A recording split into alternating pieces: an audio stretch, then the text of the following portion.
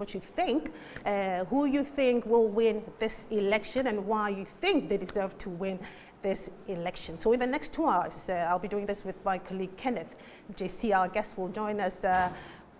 Bachidao speaks for the NPP. We'll also be joined via Zoom by a lot of people. They'll join us to tell us, help us analyze issues as they come in. 41,168 number of registered voters in Assin North, 99 polling stations, 18 electoral areas, and 1 collation center. We're already, Kenneth, 5 or 6 hours into this. Right. A lot's been happening. Right. What do you expect already? I mean, votes buying has been an issue. I expect a very close contest, looking at how much of a swing constituency that places, because we know that in the 2020 general elections, for instance, it was won by the NDC, right. But prior to that, in the previous elections, it was won by the MPP, right.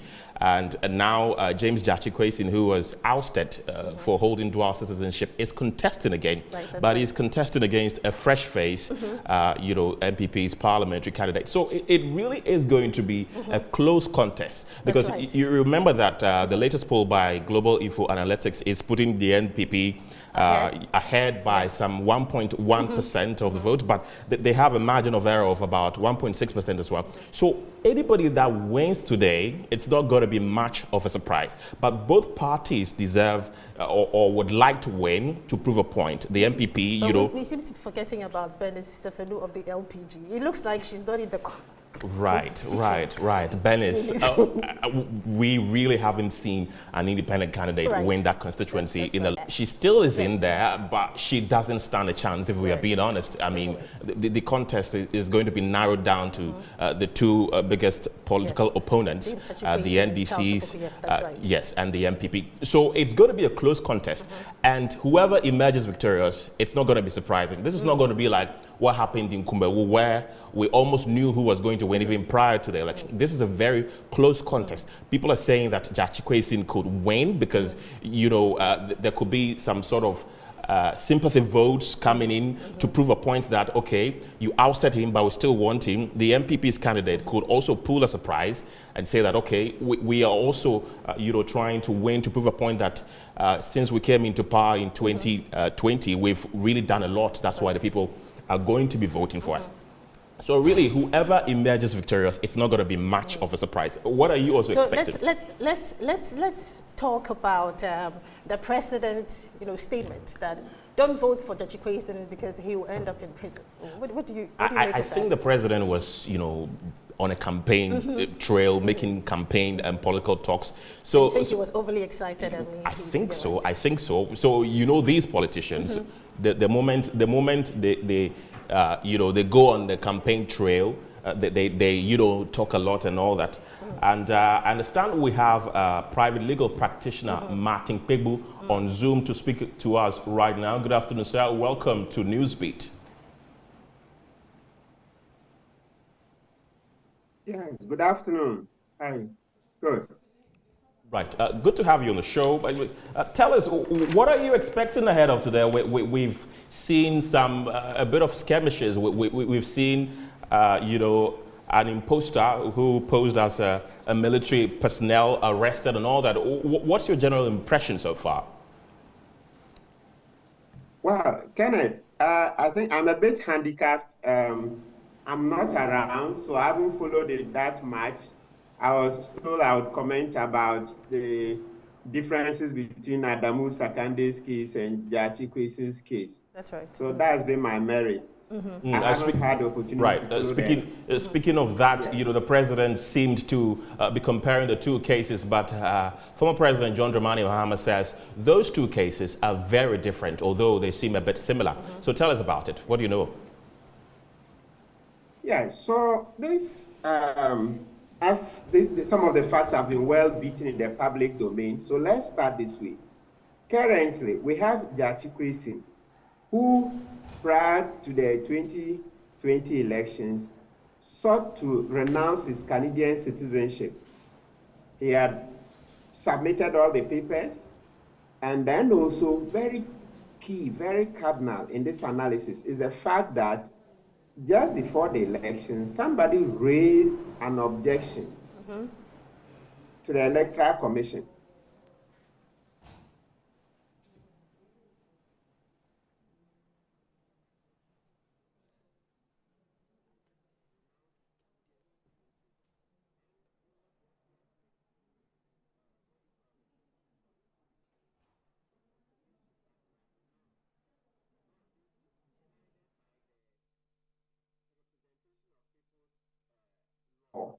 Right? Which says that the citizenship matter comes up at the time of election. That's at the time of election. Gave him the all clear. Of course, by then we didn't have the recent Judge Ikwesi Supreme Court decision. So that the current Supreme Court decision effectively nullifies the law that the EC was relying on. So, but in all of this, the upshot is that, so you see candor, integrity in it, that Judge Ikwesi had given up his Canadian citizenship.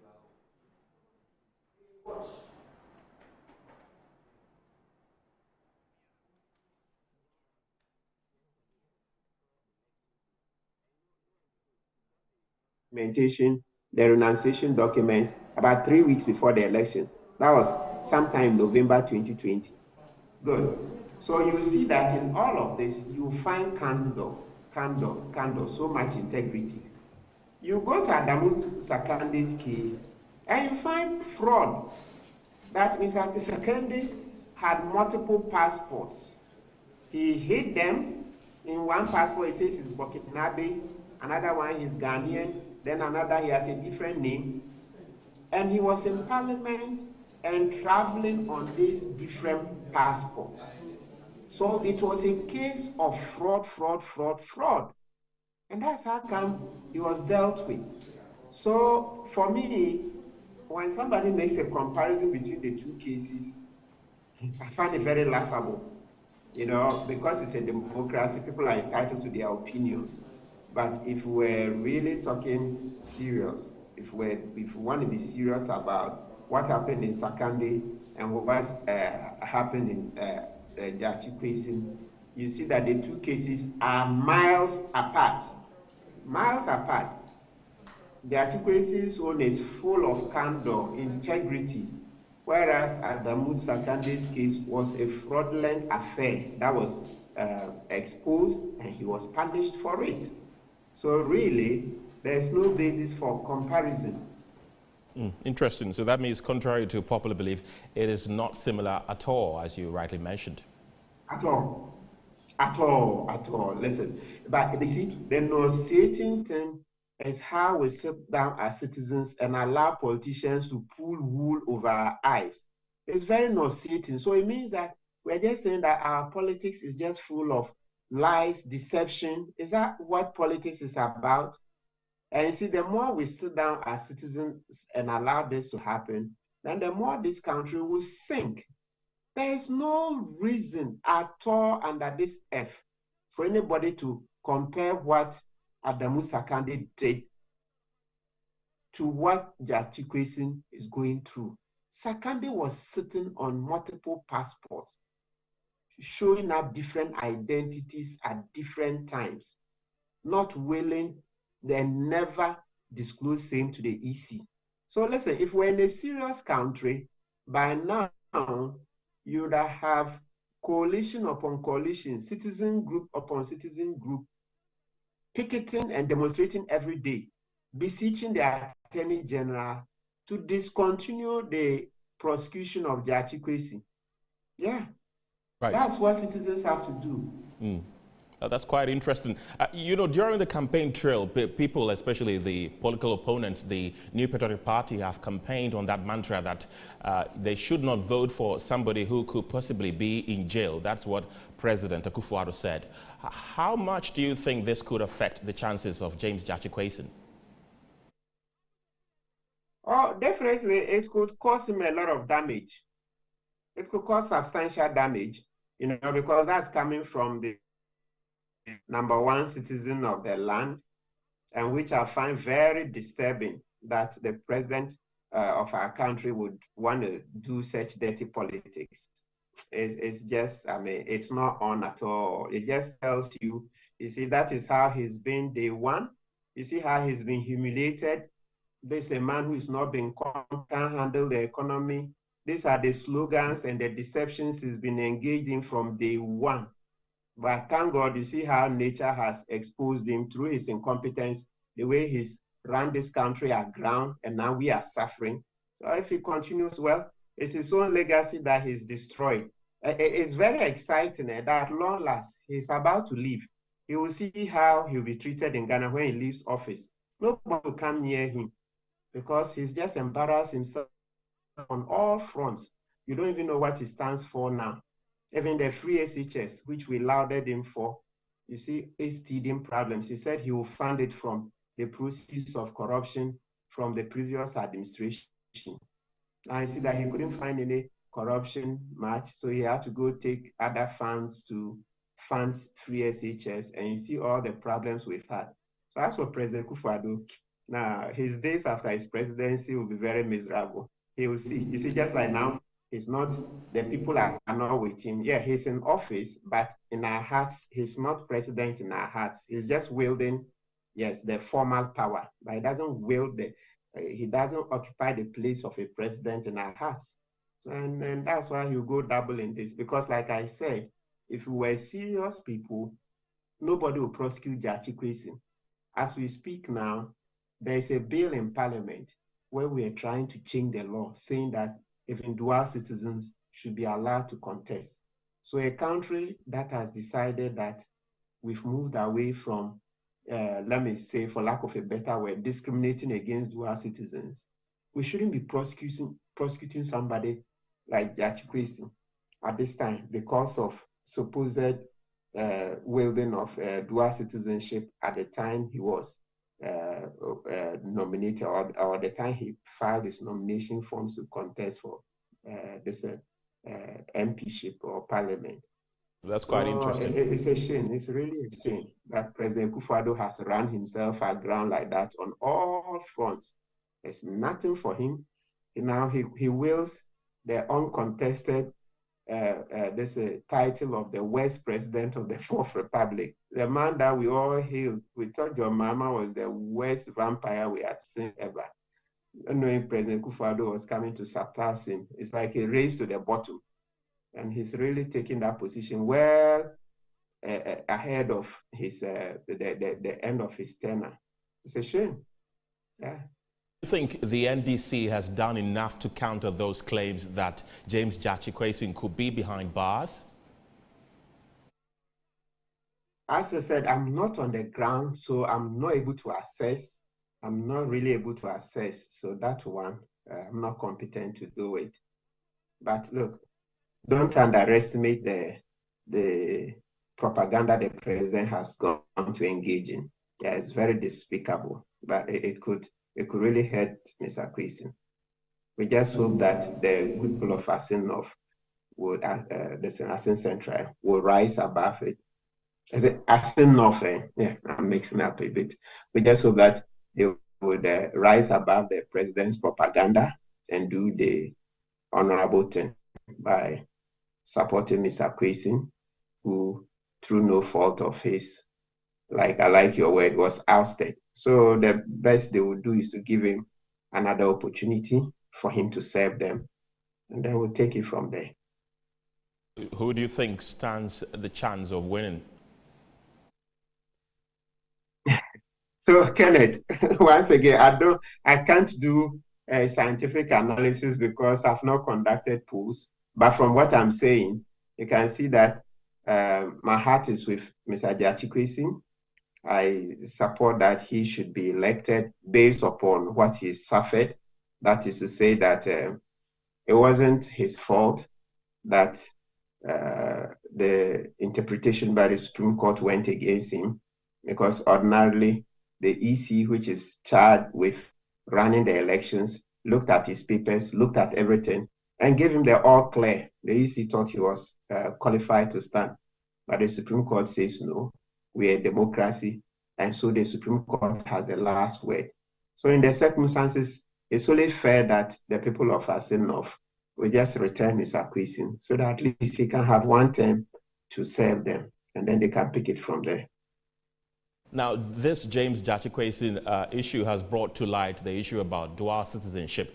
Do you think it's time we amended our Dual Citizenship Act to allow Ghanaians who are also citizens of other countries to hold public office? As I mentioned earlier, there are efforts to do so in Parliament. There's a bill. So when we say a bill, that's the paperwork that seeks to amend the law. And so that is what they are working on. In Parliament, it's a very technical and complex process, but they're going through it. And you see a lot of people in support and those against, but it appears overall the bill is finding favor. Look, Kenneth, let me tell you, if you were to go, you don't even need to go underground, but a bit of research, you'll find that we have millions of dual citizens in Ghana. Look, you see the kids of the politicians and the influential people in Ghana, most of them, they are dual citizens, British, American, etc. So this thing, well, they know what they are doing. But trust me, there are millions of children and adults in Ghana who are dual citizens. So this thing that they're doing, maybe in a way, we are waking up to the realities that, look, we should check it out, maybe. Martin Kpegbu is a private legal practitioner. Thank you very much for speaking to us this afternoon. Right. It says the issues are not similar. Right. That of Adamu Dramani Sekande and James Gyakye. They're not similar issues. Right. So we shouldn't compare the two. That's quite interesting because the president obviously compared it. That they were similar, and the former president John Mahama also said they were not similar, which has been reiterated by Martin Kpegbu. He's also mentioned the fact that the Dual Citizenship Act should be amended to allow people who hold dual citizenship to be able to contest for positions. And I think I kind of agree with him because sometimes we could be losing our brightest brains to other countries simply because we think that they hold allegiance to another country. I mean, and if we do not amend it, it could sort of affect us. And then I think one place that we're doing well with it is with the national team. People can be born abroad and all that, but so far as they have Ghanaian heritage, they're sometimes called to come back and play for their country. So why can't we do same, for other people who have Ghanaian heritage and who would want to contribute their quota to the development of our country? So obviously he's mentioned that it's before the floor of Parliament, they are debating it, and this Gyakye case has set a precedent that we really need to look at the Dual Citizenship Act very, very, very carefully. That's right. As well. Amen. On standby, Kwesi Henry Kwesi Bedu and Annie Yampofo will join us to give us the latest. We understand some arrests have been made, so we'll cross over there to listen to them so they give us an update of what is happening over there. Adib Sani has joined us. Adib Sani is a security analyst. He's joined us via Zoom. Mr. Adib, always good to have you on the show. Welcome. We understand that an imposter who was posing as a military officer has been arrested. What do you make of this? Well, it's not surprising because you cannot have everybody conform to a clean, credible election at the same time. Definitely, you're bound to have some few unscrupulous ones who are hell-bent on making nonsense of all the gains that we've made since the inception of the Fourth Republic. So in an election, you're bound to have such people, come in. And so we should be on the lookout. And I'm particularly excited that the police has been able to fish these individuals out. And I hope that they are dealt with rigorously and vigorously according to the law. But it doesn't end there. They should still be on the lookout and collaborate with the people in the area so they are willing to give information and to enable the police get rid of all of these, unscrupulous people. But Adib, my worry is that why would anybody want to pose as a military officer to go to a heavily protected area as such? You know, some of them can be very daring. They are very audacious in their approach. Remember the recent case of a fake military man with 2 wives who went all the way to a military installation and made an attempt to get onto a military aircraft. You know, these people are quite bold, okay? And I'm not surprised whatsoever. So what they intended to do is perhaps infiltrate, and I don't know what his true intentions are, but surely he is up to no good. Because for you to be able to procure or secure police uniform, make yourself look like a police officer, perhaps with even a fake name tag and a fake service ID, and make an attempt to infiltrate or break through such brisk security tells you that definitely this person had thought through and had planned this, and obviously so is up to no good. It's quite unfortunate, but of course, that is also a clear message to anyone involved in this election process to keep a close eye on these persons who come in, whether they are dressed in military or police fatigue. Some might even come posing as EC officials with fake tags and the rest. So we just need to be very vigilant and to ensure that these people are not able to get away with their deeds. Do you think he might be operating with a gang? There is no denying that fact. The police would quickly have to start their investigation, make an effort to ascertain whether he's operating with some other people in that area. I don't know if he was caught with his phone on him, but if so, that would even make it much more easier for the police to perhaps get a warrant, get into the phone, so we are able to know who and who he's been working with. But one thing is for sure, this is well thought through, this is well planned, and they are up to no good and they want to disrupt the process. So I'm hoping that they are dealt with according to the law. But what is important is for us to be able to tell if they are working with some other people in that area. I do understand the precarious nature of the situation on the ground, considering how hung our parliament is and considering how desperate some politicians are to grab power by all means, whether hook or crook means. And that opens it. It opens the Pandora's box. I mean, people would want to do everything possible under the sun to ensure that their party wins this election. But one thing we are very mindful of and keep talking about is for them to understand that this election is so important to us, and it's a dress rehearsal for what we are to expect in 2024. So in as much as this act is despicable, it so educates us towards the 2024 elections, which we might even have more cases recorded than we are seeing today. The whole world is watching us.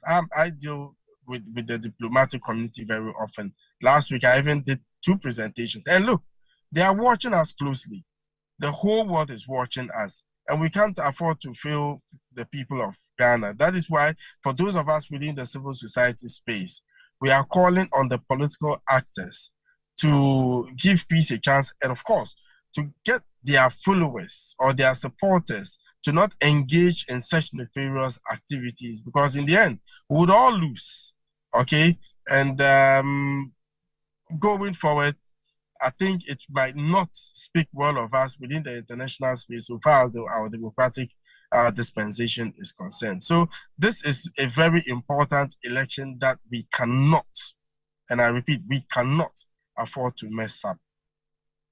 Mr. Adib, I'd like you to hold on. We'll come back to you pretty shortly, but my colleague Ifwa Ando has some reports to call for us. Ifwa? Yes, some minority MPs have raised concerns on the Inspector General of Police not to allow his statement, saying that they shouldn't allow bodyguards of MPs carry firearms to the various polling stations. Watch this. I'm not quite sure the sense of it, but if that's what they have instructed, then probably they know better than I do in terms of intelligence. But then these are not You are not saying that the MPP or NDC people with guns should place them somewhere. You are talking about a trained national police who are supposed to know when to fire and know when not to fire. So if you say you cannot trust the police to hold their guns at police station, then that itself is insecurity.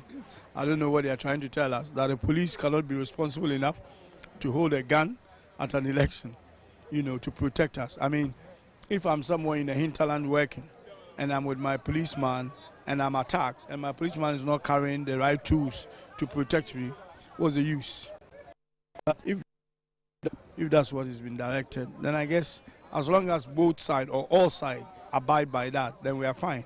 Who's ensuring that people are actually doing what, so you're going to get to a point where one side could be disenfranchised in the sense that they may put down their guns and others, So there is a level of suspicion here. But I think it's the leadership who will take that final decision as to exactly what is happening. Why do we have such a country where some people are above the law, some people have a set of laws that apply to them, they get away with murder, literally and figuratively? Remember that the 2020 elections, 8 people have died. The president has never said a word. He can't be bothered. He has never commiserated with the families and loved ones of those who were killed. So we have here a fascist, a tyrant, an autocrat who is determined to just do whatever he wants without recourse to the constitution, the laws of our country, with due process and respect for the democratic wishes and aspirations of our people. To out of the blue, to direct that the policemen who are attached to each member of parliament, whether you are in Assin Fosu or not, should surrender your weapon, amounts to varying the conditions of service of a member of parliament. And I think that the law does not permit him to do what he has done. If an IGP suddenly found a resource, apart from writing to me to fix his vehicles when they break down in my constituency, apart from asking people to help them to build police stations, furnish them, make donations in terms of logistics, but suddenly finds the resource to conduct health screening and tells the people that he's been sent by the president to do that, he will be motivated by other reasons to expose us to greater danger by taking the weapons away from the people who are supposed to protect us. What it means is that tomorrow, I shudder to anticipate what may happen tomorrow. Because for him to tell them that their weapons are withdrawn, it means I'm being protected by a policeman who has a stick in hand. And a policeman who has a stick in hand is incapacitated in the face of flying bullets. And so all MPs, especially minority MPs, are being exposed to greater danger from tonight. But is it only affecting minority MPs or majority? I saw nearly the 137 majority MPs. So all of them? I said I saw nearly all of them yesterday at the Breku Park when they had their rally. Each and every one of them had their security with them. Some now even have double weapons. The majority MPs and their security, some of those securities guarding the majority, some have double weapons.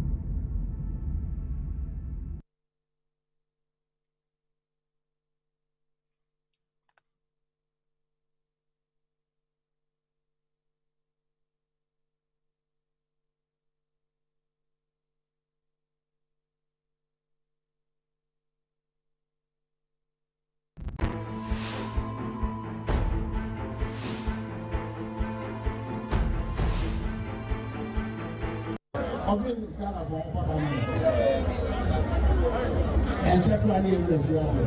You will feel. You will feel. You echo to you must have.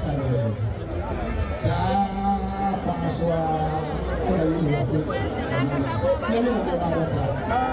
say I'm before the men you say we are. I didn't even know. Come on, everything. I never know about it. And everything. I never know. I said to you, I never know. And I know. And parents are said, who are going to Africa, so way you say, and they may 6.5 years here before. You are living in America. And one of you are not here. And one of you are not here. Never honey say, and then Omampini Eba Assin Nofa. Rally. Na opese okra asembi a efa de chikwese ho na ode ye mfatu ho no ose na omo MP bia efe ne Sakande na Sakande so saa na owo passport a eye oman foforo passport na ebu atan no ye de ne tumu enti na oka se je chikwese so ye de ne betum na mamen kan kyerɛ mo nya omampanya kan kyerɛ mo Sakande no kuta passport miensa okuta Ghana de okuta Burkina Faso and okuta abroche de UK na odisa passport si nyina sie ye eme to aba eyidas MP a okuta sa passport no oko UK na the UK de ko oko Burkina na the Burkina de ko oba Ghana na the Ghana de aba kopim se obi ten neto eka se sa papa yi on sem fata se obewo mansa bedwum every say emra empene emma unkuta oman foforo passport abra wo ye MP enti aye investigation na ekoko ene ekohu se ampa okuta passport miensa ene ebu atan ene ese ni awaye no ese fata se okọ prison Jechi question answer no obejina 2019 ose mekuta Canadian passport na emra ma ho kwan se mekuta sa o man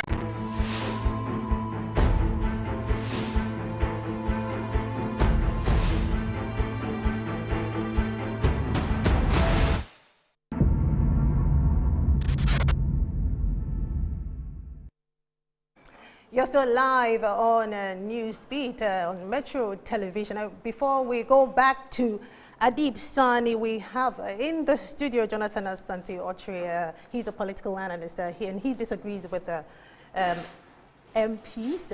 Palgrave Wachidankwa speaks for the NPP, and later we'll be joined by Mustafa Bande, who is in Assin North. He'll join us on the telephone.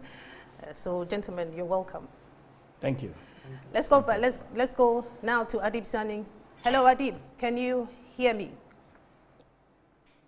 Loud and clear. Yes, Adib. I'm sure that you were listening in. What do you make of what the MPs are saying? Well, there are two sides of the coin. In what I expect, the police officers assigned to the MPs are supposed to ensure their safety and thereby making them have a mandate, okay?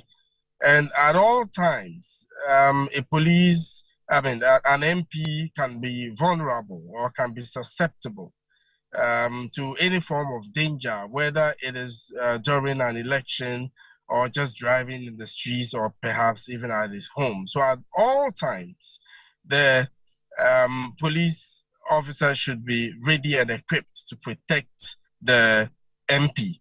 However, on another angle, we are in extraordinary times that calls for extraordinary measures. We do know that the police has been accused in the past of intimidating voters, of engaging in certain activities that is inconsistent with their values, etc. So the IGP, I must say, has been very active on the ground, doing the very best he can to keep his officers to be professional and, of course, not engage in any activities that would mar the process or perhaps compromise it. That is why every police officer is supposed to have that name tag, and of course a service number tag as well. And nobody is supposed to cover his face. Everybody's face should be seen. Every officer should be identifiable, and we wouldn't want a situation where some would be unidentifiable. You never know, okay? They are not preventing the MPs having their police protection with them, but what they are saying is don't have them armed. They should drop their arms elsewhere and get there, all right? But what I am gobsmacked about is the allegation made by one of your speakers. He's an MP, just that the name escaped me.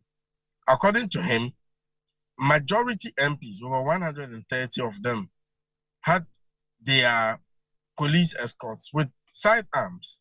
And according to him, some even had two. So it's something that I cannot ascertain where I am today. But if it is anything to go by, it will be inconsistent and it will be in ill faith, and might have people asking questions that would invariably lead to a build-up of lack of confidence and trust in the process. So we need to be very measured in the way we analyze some of these issues. I do also know that the IGP and other police officials have been moving from house to house, speaking with the people within the community, and even exchanging emergency numbers with them just in case of an emergency. So a lot of work has been done on the ground, I must say.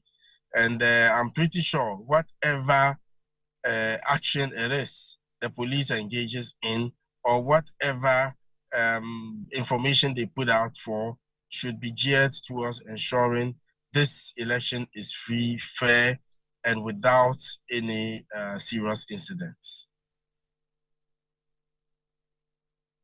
Let's come in studio and start with Jonathan Assin.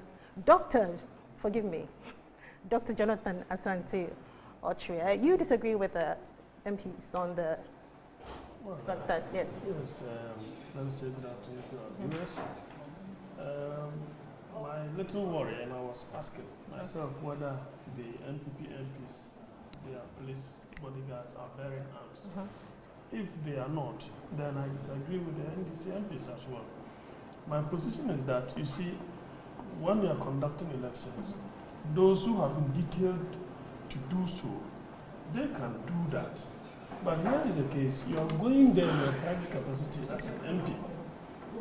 The policeman is bodyguarding you all right, but he doesn't have any assignment in terms of electoral assignment. He does not. So if we allow such policemen, officers, to be bearing arms at such places, whenever there is any skirmish. Dr. Jonathan Santori, do hold on. We're having challenges with your sound. Let's move on to Palgrave. Palgrave, I'm sure there's a lot on your mind, a lot you want to say. Well, a very good afternoon. They started all right. I mean, no skirmishes, no major skirmishes have happened so far, but there's been a few arrests. What do you make of everything that's happened? Let me say a very good afternoon to you and to Kennedy and to Doctor and to your viewing public on Metro TV. And really to state that the police, which is led by the IGP, has consistently ensured that all electioneering processes that are done in this country is done in a free, fair manner, conducted in a peaceful environment. I think that the directive that has come to ensure that MPs of their rightful means within the legislative arm of government, whilst observing the electioneering processes, need to disarm their security. I think it's in the rightful place. I will just detail from where Doctor left off. There are electioneering tools and electioneering processes and persons that are deployed for those purposes. I recall when some of the teams were being deployed, especially from certain environments where I was, you could see that they were really prepared very well to ensure that there is peace and serenity on the grounds of the voting in Assin North. And I mean, no doubt in my mind that disarming these police personnel of the sitting MPs is a step in the right direction, because you know that this by-election is one that everyone is keen on following. Everyone is gearing in ensuring that the winnership comes to us. And for us as a New Patriotic Party, we are certain that by the end of the day, we are going to win this by-election. So the police that have been deployed, yes, the police that have been deployed who have arms would also serve as a general security on the MPs. And so once you have your police detail who does not carry arms, I think it's fine. It's a step in the right direction to be able to minimize whatever chaos that is likely to happen, because they have very personal attachment to their MPs who are partisan, even though their detailing is not oriented around partisanship. To be able to minimize any chaos. Doctor, you were making a point. Well, as long as the MPP MPs, their police bodyguards are not bearing arms. But if you listen to what the Fiamma Paul said, then that is worrying, because it means you are trying to disadvantage one group over the other. Are you in any way creating a certain atmosphere that when something untoward happens, the others will be disadvantaged? For me, I am of the view that it is a good directive from the police, the IGP to be precise, because we do not want a situation where from both sides, each is bearing arms. It's not good. It is not a good atmosphere for the electorate to express themselves, in a freely and fairly minded. I don't think that is the way to go. You came as the bodyguard of the MP. You are doing that in your private capacity. Let's go to Assin North, where my colleague Annie Ampofo is on standby. Hello, Annie. What's happening?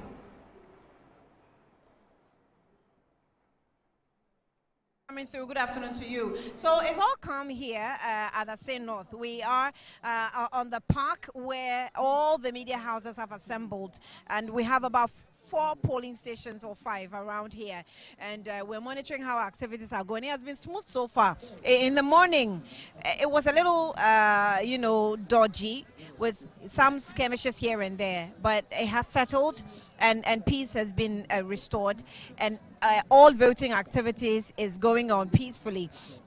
I can tell you that there's also calm in both sides, both the MPP and the NDC camps. You see that because media houses have mounted here, we have some communicators or party reps that have come through our various media houses, and they come with their supporters. But when they come with supporters, both supporters from different camps are very, very calm. They enjoy themselves. They give the support to their leader that's on air. So it doesn't really break out any confusion. And so far, surprisingly, it has been very understandable across board. Apart from what was happening in the morning, the early days of, in the early hours of today. Now, just about an hour ago, I can report that there was a young man who was arrested by the police because he was wearing the police apparel. He's reportedly not a police officer. And so that was a matter to look into. The police arrested him and they took him to the police station. They indicated when they were interrogating him, he mentioned his name as Isaac Mensah. He came from the Western North region, and also gave a name that he was sent by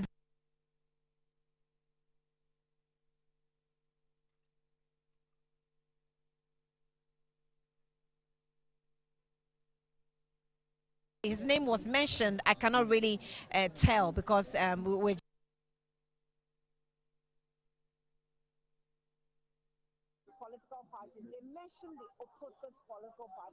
So it really has to be a matter of democracy in terms of.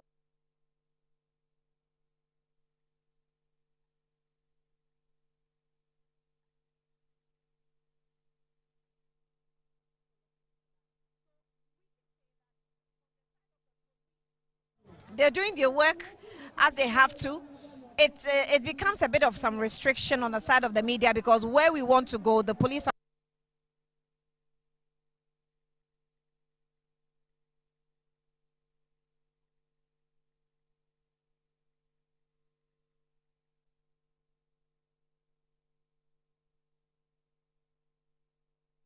Our network out there is terrible. Do bear with us. But that was Annie Ampofo. We'll go back to her to tell us more on what's happening in Assin North, voting is still underway. Doc, back to you.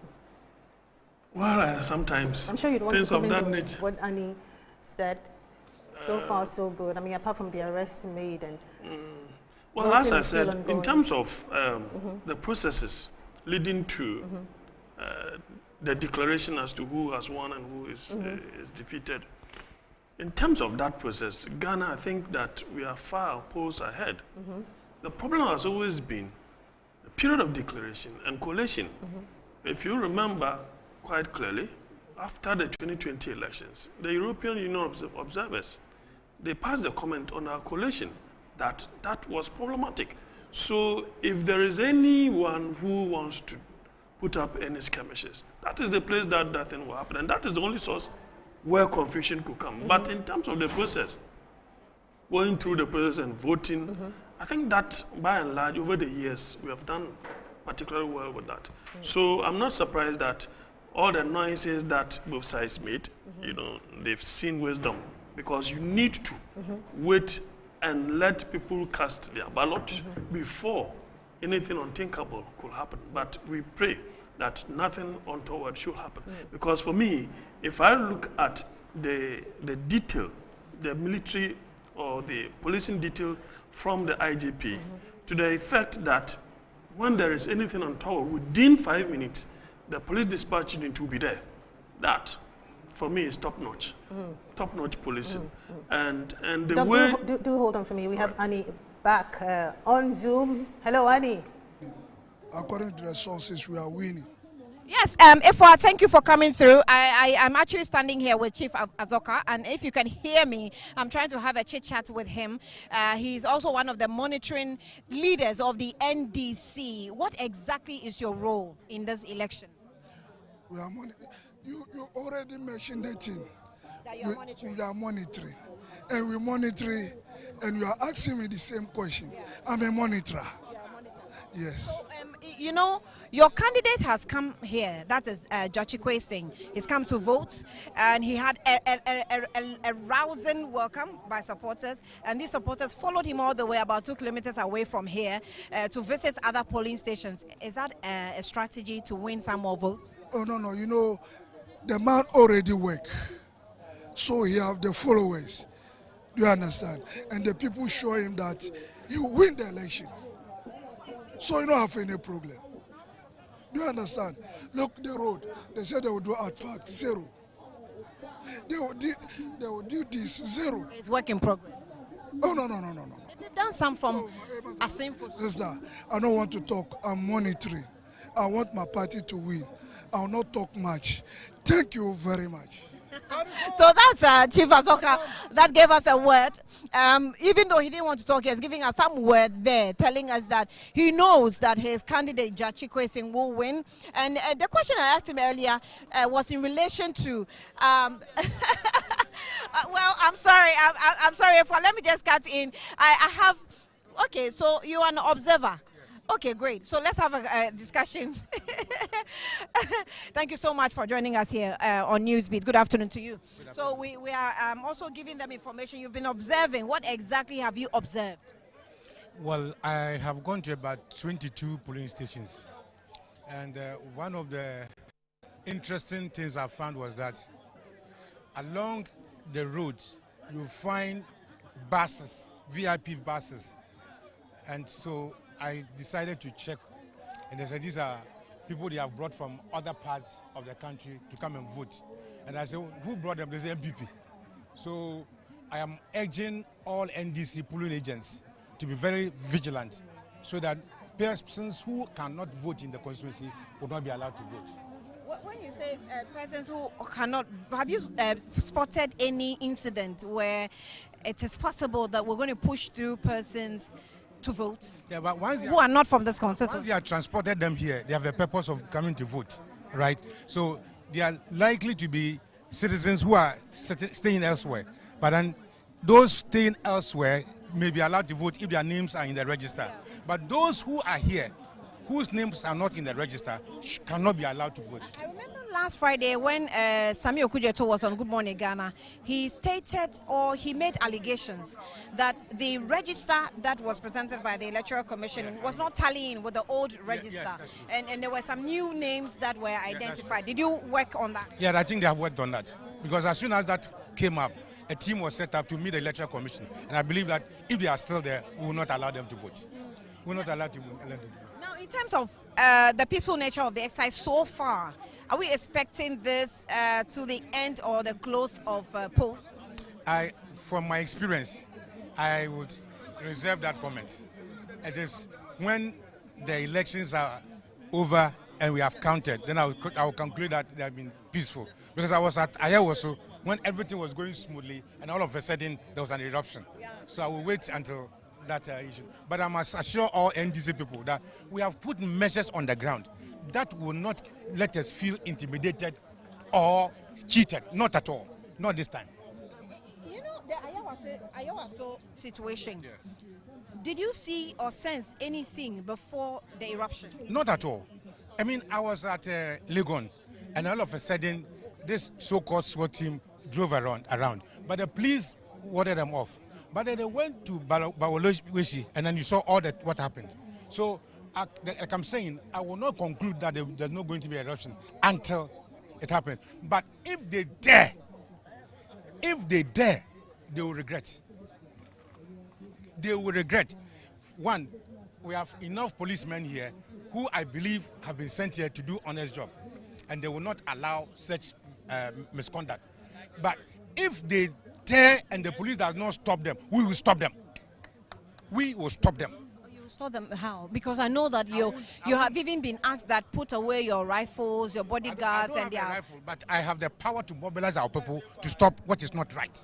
That is in the Constitution. Every Ghanaian has a right to stop something which is not right. And if they dare and the police does not stop them, we will mobilize our people to stop them. Because Ghana's election cannot be given to people who do not qualify. That's what I mean. We can say that both parties have come to this exercise with some antagonistic body language. We have not come to these elections with antagonistic language. We have suffered at Bawoloshi. We have suffered at other places. And it's only a fool who allows his testicles to be stepped on more than once. You understand? So we are also telling them that we can and we are capable of defending ourselves and our votes and ballots.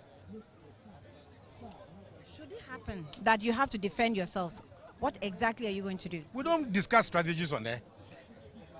We don't discuss strategies on there.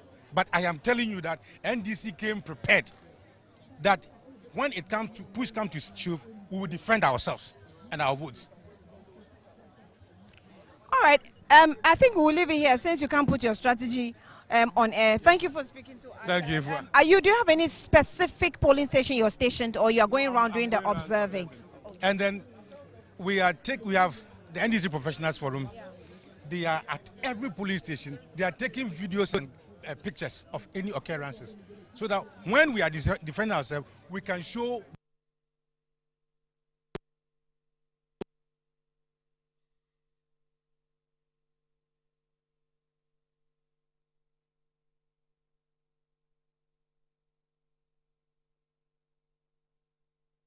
Hello, Annie. Can you hear us? Well, we'll take you back to Annie in Assin North for her to tell us what is happening out there. But Kenneth, so far so good, right? Right. We wanted to get Annie to engage some of the electorates there to, gauge their mood, what they think so far, but we'll still try and connect with Annie Ifua Ampofo in Assin North.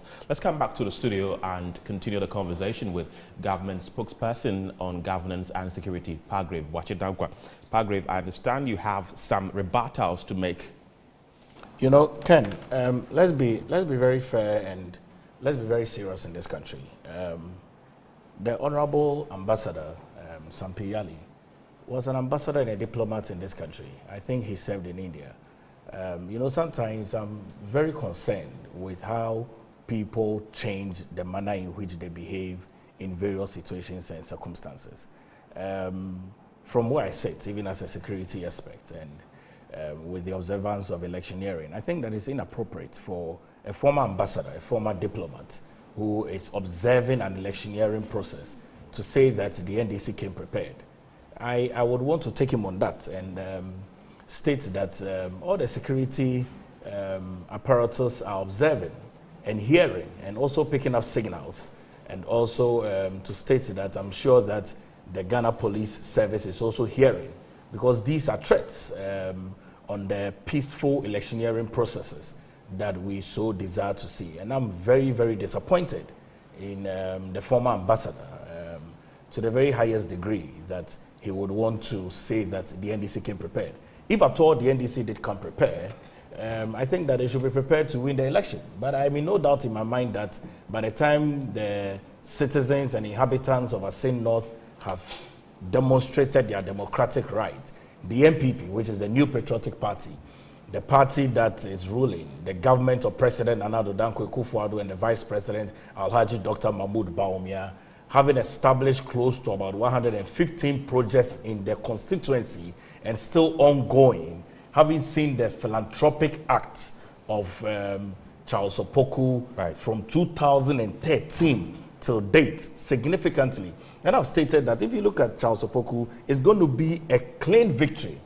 There are data that has come out. Musa Dankwa did the analysis and projected close to about a 46.7% to the NPP and a 45.6% to the NDC. I think that this is not a matter of war. This is a matter of leadership. It's a matter of leadership where the inhabitants and the constituents of Assin North are confident that leading into a major election like the 2024 general election, they will need none other person than Charles Opoku to lead them, not one who has just come into the environment since 2018, and we do not see any significant work that he has done.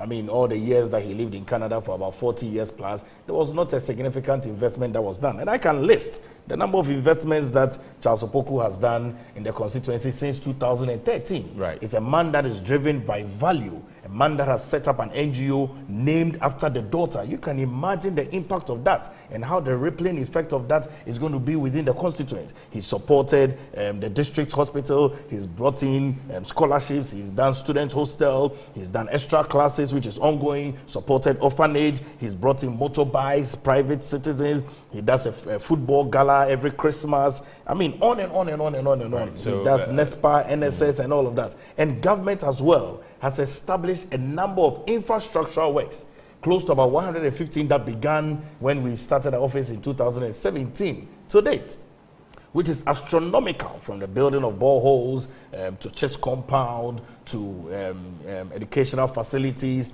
TVET, all of that, extensively in the constituent. So now that it is time for the constituents, everyone is making their democratic processes and making a decision. It is not time for a former ambassador who represented a country in a country like no other than India, one of the most populous countries in the world. It's actually the most populous. Yes, I mean, I've been to India, Mumbai, Goa, Doha. I've been to all of those beautiful places, such a serene environment. For someone who served as a former ambassador representing the country to come on a national television like this, even in the NDC, they have a professional unit. He's leading the professional unit. I'm wondering of what caliber of persons he so desires to have within that professional unit. So this is the greatest apology that I'm surprised to see that Ambassador Sampi Ali is involved in this manner, that the NDC came prepared. This is not a war. The people of Assin North are going to decide who would represent them in Parliament. And I've stated over and over again, I mean, you know, Ken, Parliament is a plate of parley. You go there to parley. When I say something, you say something. And it must be based on intellectualism. And it must be based on your acumen. You don't go there to show how strong you are in terms of your might, or even how well you're able to shoot a gun or AK-47. But to be fair to him, he never mentioned anything of a violent nature. He said they came prepared. They came prepared. Come on. We know the NDC. We know the NDC. He said they came prepared. What does they came prepared? When you say you know the NDC, what do you mean by that? They have stated that they have revolutionary roots. They have stated over and over again that they have revolutionary roots. If they said they came prepared, how did they come prepared? Pagrave, I'd like you to hold on. Let's go back to Assin North, where my colleague Henry Kwesibedu is currently on standby. Henry, welcome to the show. We understand that there's massive road infrastructure currently going on. Tell us about it. Okay, Ken, where I am currently is a community called Akomfode, Assin Akomfode, very close to the capital of the district, Assin Breku. And I would turn my camera for viewers to see what is happening here. What is happening here is a roller on a road. So what is happening is that government is constructing fresh town roads for the people of Assin North. You know, they are doing bitumen or asphalt overlays here. Just this morning, when we came here, we saw a vehicle load with lot of gravels and bitumen ready for them to, pave these roads with asphalt. And, you know, these are some of the concerns that have been raised by some persons that we met here. That is the electric. There is a community called Kusia, which is, I think, about 12 kilometers away from the capital, where there were some bitumen that was done. And according to the residents, the bitumen, or there are potholes in some of these roads, and we've seen it for ourselves because yesterday we used that road. So the concern had to do with the quality of construction that is happening. And I'll turn my camera and show our viewers where exactly this road is happening. So to my extreme left is the Cocoa Shed polling station. So the road construction, that is the road construction. And when you walk about 30 paces to your extreme left, you see the Cocoa Shed polling station, where the elections or the by-election is taking place. I'll get there to briefly speak to the presiding officer to give us, when you come here, the place is very calm. A lot of, policemen in here. I've counted about 6 or 7 of them, including the one who is in charge. There are observers who are here not long ago. A highly powered delegation of the MPP were here, led by the Deputy Majority Leader, Alexander Afenyomakin, who is also the Member of Parliament for the people of Ifutu. He was here together with some MPP bigwigs. Gabi Asariochiridakun was here long ago to also monitor proceedings, to catch a glimpse of what is happening. So when you come here, you don't see that much of a queue. I would move close to the presiding officer to speak to him briefly to find out how many persons have so far voted and when we are expecting polls to be done here. Okay, sir, good afternoon. Welcome to Metro TV. Good afternoon. Okay, how many persons have so far voted here and how many persons are expected to vote? So far, 367 have voted and we are expecting 526. Okay. I think it's, what says your time? It's past 1. And we have 4 hours to go, right? 4. Okay, so we are envisaging that we'll see the remaining more people come to vote. Okay, sure. All right, thank you very much. So, Ken, that is what is happening here. You could see I think 2 people in the queue or getting ready to vote. She's going through the processes to get her ballot paper to go and vote. There's another gentleman who is here who is going through the BVD that has the equipment that you have to put your thumb on it to verify if indeed your name is in the voter roll here. So that is what is happening here. But it is very fascinating. I'll try and speak to some of the residents who are also here, who are close by. They tell me that the road construction started weeks ago. And some of them believe that it's just because of the by-elections that is happening in their constituency, the reason why government is undertaking such projects. Minimum na live Metro TV so. But you come on fit. Okay, your friend saying, okay, go to the now kwan start here, but how many months? Oh, I find it a cheaper. Almost started yet. I bred address in a kwan away. Until I find the changes in the back to Ontina or much. I may buy a man who's already built to me, and I say quota, and I'm over the quota. Guso. Send the animal who's already guso. I'm set time some gusuni and I'm ready. tie kwan no mosati ache na bibia nso kakra tie kwan ne enya by election anya ne trend tie kwan ne ache. How many years was Kroma? Oh, be Kroma ha na wo me ana me free and I won't fear say me wo free 39 years until 39 years what's na Kroma no when da say e wo constituency ha abra na ebom kra ya Assin Central no ye di rollers mienu enam kwan we so ehwe so mo ye kwan amamuda wan hu bi da me kra je me nsem nti obi anto abapa obi anto soro obi antoma chas opoku ona betumi aboa.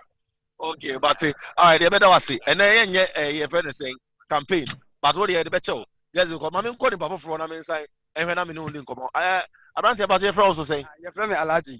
Okay, also fi aya me frɛ ya asna ko frɛ ya na me na ekwan ya ye nya won kakra say election nti ebi mo keka say election nti na mo ye na also hu ne say oh me dia me hu say start plan that so me dey ya my oh yeah sure me sure pa ba ko say new main road no na but aban ye e ba ye say fear say mo nya ma mo afi na hu say plan that was o person mo ye ma oh about the obi Ghana had obi anu say aban betena so dey ache kakra anya afi no betena so by kwa we dey ne kuremu dey plan that was say mo ye dey mo ya my but no mo be so mo ye main road no mo dey afla dey aye and at the same time so dey aba be share election ntia ntia dey meet me aka no I say TNT wo yan bi TNT ni dey me afa ne ya ba yen sa yen dey nya kan me dey ya o san kan na wato aba dey me nto me dey wo twa TNT as wato aba na me twa TNT na me dey matuma ba me ID card ni dey me nto ni oh na si TNT ni say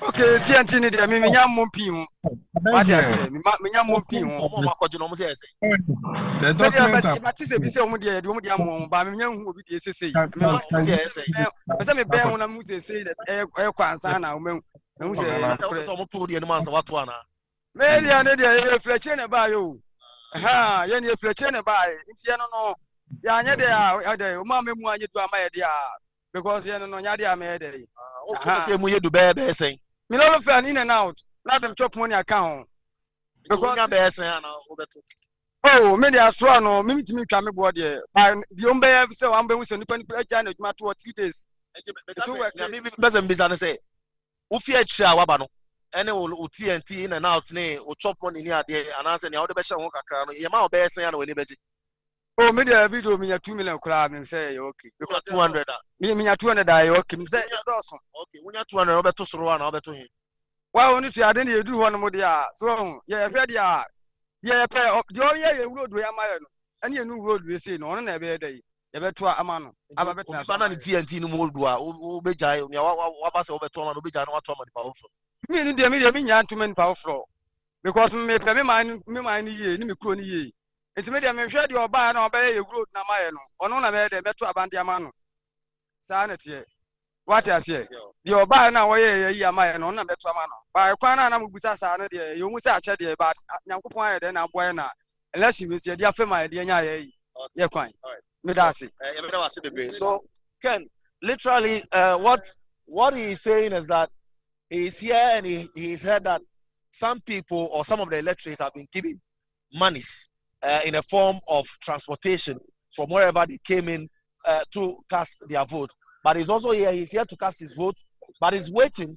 And if he receives an amount of, let's say 200 cities, he would go and cast his vote.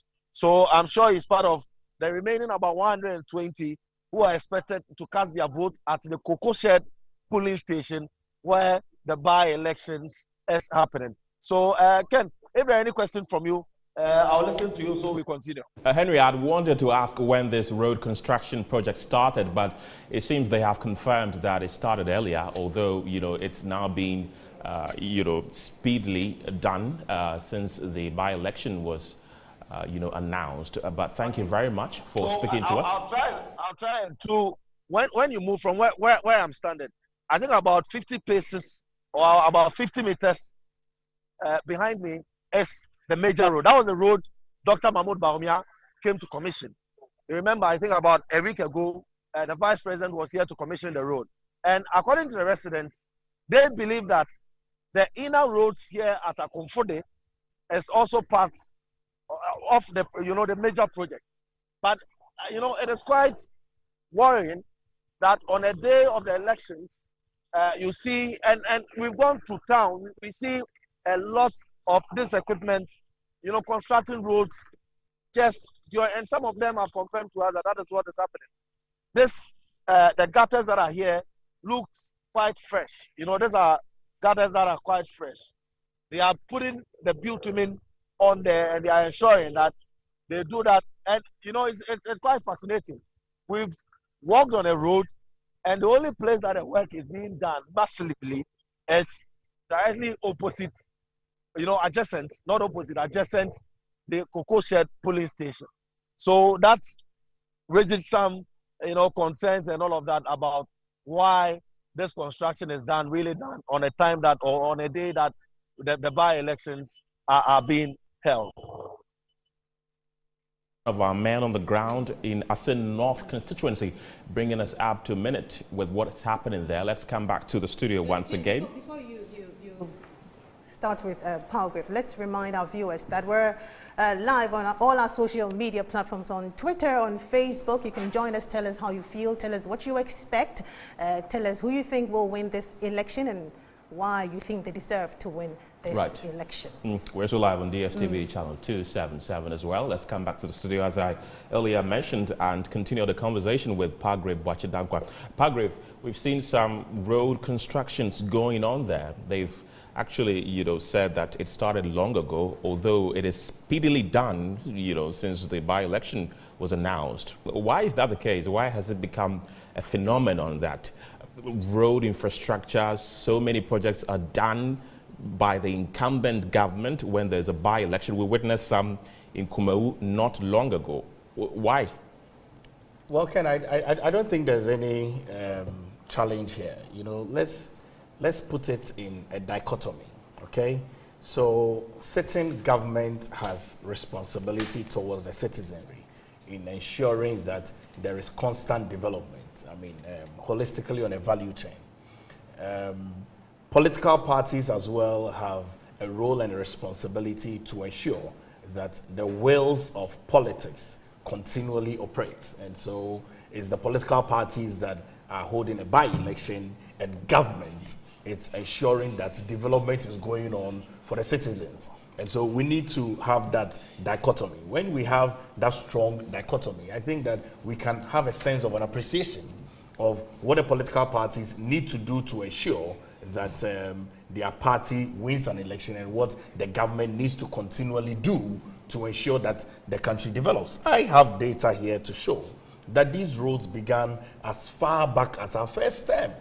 And we have completed close to about 9 roads, 9, significant, completed close to about 9 roads, which started as far back. I can name them.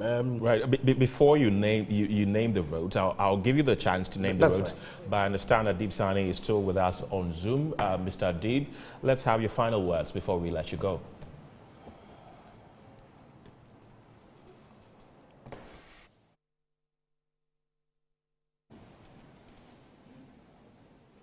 Okay, can you hear me? Yes, I can. Good. Palgrave is my brother. If he doesn't contest any seats next year, I'll sue him. The thing is, the police who are providing, I'm sorry to draw us back, but the police who are providing security to MPs have a mandate. They have a responsibility, okay? So if we are asking them not to go there with guns, what it means is, in principle, we have suspended that mandate, that work they have to do. Because if anything happens to any MP, who are we to blame? The police or who? But on the other hand, as a Democrat, I believe in an election free of intimidation. And to be honest with you, I have in the past spoken with voters who tell me that they didn't go to vote because they cannot stand the sight of guns. Guns intimidate people. So as much as we can, let us reduce the visibility of guns in the area so as to create a very free environment for everybody to exercise his franchise. And I heard you also talk about the post-election and the possibility of violence and all that. Fine. There are 3 stages to an election. We have the pre-election, then the election proper, then the post-election. Indeed, in the past, we've had issues with respect to the post-election, processes, and that includes the collation. Okay. However, in the past, we've also had violent activities occurring during the election, like it happened at Ayawaso West Morgan. So we need to pay attention to all of these stages going forward, because the election in 2007 in Kenya that resulted in violence, as a result, over 1,000 people were killed, started before the election itself. So we need to take note of this. And when I heard the gentleman in the screen talking about, the road having been started and, it was on the plan, I find it quite interesting. Then I was suddenly, I had a eureka movement, so to speak, aha movement. When he started campaigning, I was like, aha, now we're making progress, because, I find it quite curious how all of it can, all of a sudden, come into play, sort of, something that was started for a long time, then it's an election day, then, you have rulers there working. Well, that is interesting, but that is the nature of our politics. And I must say, something we need to watch out for, and there's the need for a national discourse on, is the monetization of elections in Ghana. Even at the last internal election of the NDC, the monies that was thrown around, I asked myself, hey, even in opposition, then I can imagine what would happen if those in power go for their internal election. I think our system is too monetized. And to be honest with you, and I'm saying this unequivocally, if you don't have money and you intend going to contest, then I'm sure you might have to rethink, because that is the nature of politics in Ghana. It's not something I condone. It is not something I like or I enjoy seeing, but it's unfortunate. And that's the dark truth about the nature of politics. It's seriously and fantastically monetized. He's a security analyst. Always good to have you on the show. Thank you. Now, Padre, you have a list of road construction projects that have been undertaken by your government, and you were about to mention them briefly. Mention about 3 or 4 to us. I have not even started. Let me just mention all, because it's important for the viewing public to know that there is a strong dichotomy. Your government would have an advantage if it's the ruling government and a by-election is happening and something of that nature is happening. But there's a dichotomy between what happens in government and what happens in the political hemisphere of politicking. And I just want us to be able to separate that. Since we came into office, we've been ensuring that there are infrastructural works equitably across the length and breadth of this country. And I'll name them. I'll even get to the ongoing projects that are ongoing at the moment. We have constructed a 900 mm double pipe culverts. You can mention just 3, please. You don't want me to mention all? For the sake of time, mention about 3, please. Okay, I would. If you want me to mention 3, I would mention 3. I don't know why you are restricting to 3, but okay, let me just mention construction. You don't want. Why are you doing that? I see the list. It's a lot. So it's not a lot. I'm only listing the 9 completed roads and the 6 ongoing projects. Okay, that's not a lot. That's just 15. 15 is a lot, but we don't have enough time for that. Bitumen surfacing of the Assin, Peja, Kushia feeder roads is ongoing at the moment, which is about 13 kilometers. Second, bitumen surfacing of feeder road, 19 kilometers at Akonfondi, Apolingo, bitumen surfacing as well. Ahuaso feeder road, about 22 kilometer road. Bitumen surfacing at Ekropon, Udumase, Junction, Asimbrim, ongoing at the moment as I speak. Bitumen surfacing again at Atiano to Bremen, bitumen surfacing at Assin, Akonfundu. Okay, and then those that we have completed. Yes, I've seen the list. You've seen the list. These are verifiable proofs of the works that our government has done there. But really, let me ask the question. You see, I don't think there is anything wrong for a government to develop a particular aspect of the country holistically if electioneering are happening. I mean, I think that the more we speak about it, it appears as though government is at fault for developing their own environment. But I think it's the timing. It's not timing. That's no, it's not timing. As we speak now, there are ongoing construction works in various constituencies where nothing is happening. Right. The focus really is when every camera goes in there. If you go to the Sawun Pokwasi Road, there's construction ongoing now, but there's not a focus there. So people would assume that nothing is happening. But should anything untoward happen in that environment, they would assume that government has just gone there. But there's already construction ongoing. It's the same way with Assin North. Pagriva, I'll come back to you. Let's go to Dr. Asante. We have seen developmental projects go on in constituencies where by-elections are taking place, and it has really raised some sort of conversation among constituents. They are praying for a by-election to happen in their constituency so that they can have some developmental projects there. The paragraph is saying that it didn't start today, but looking at the way in which they are going about it, constructing even on election day, is it a good thing? And is this likely to have any implication on the final outcome of the results?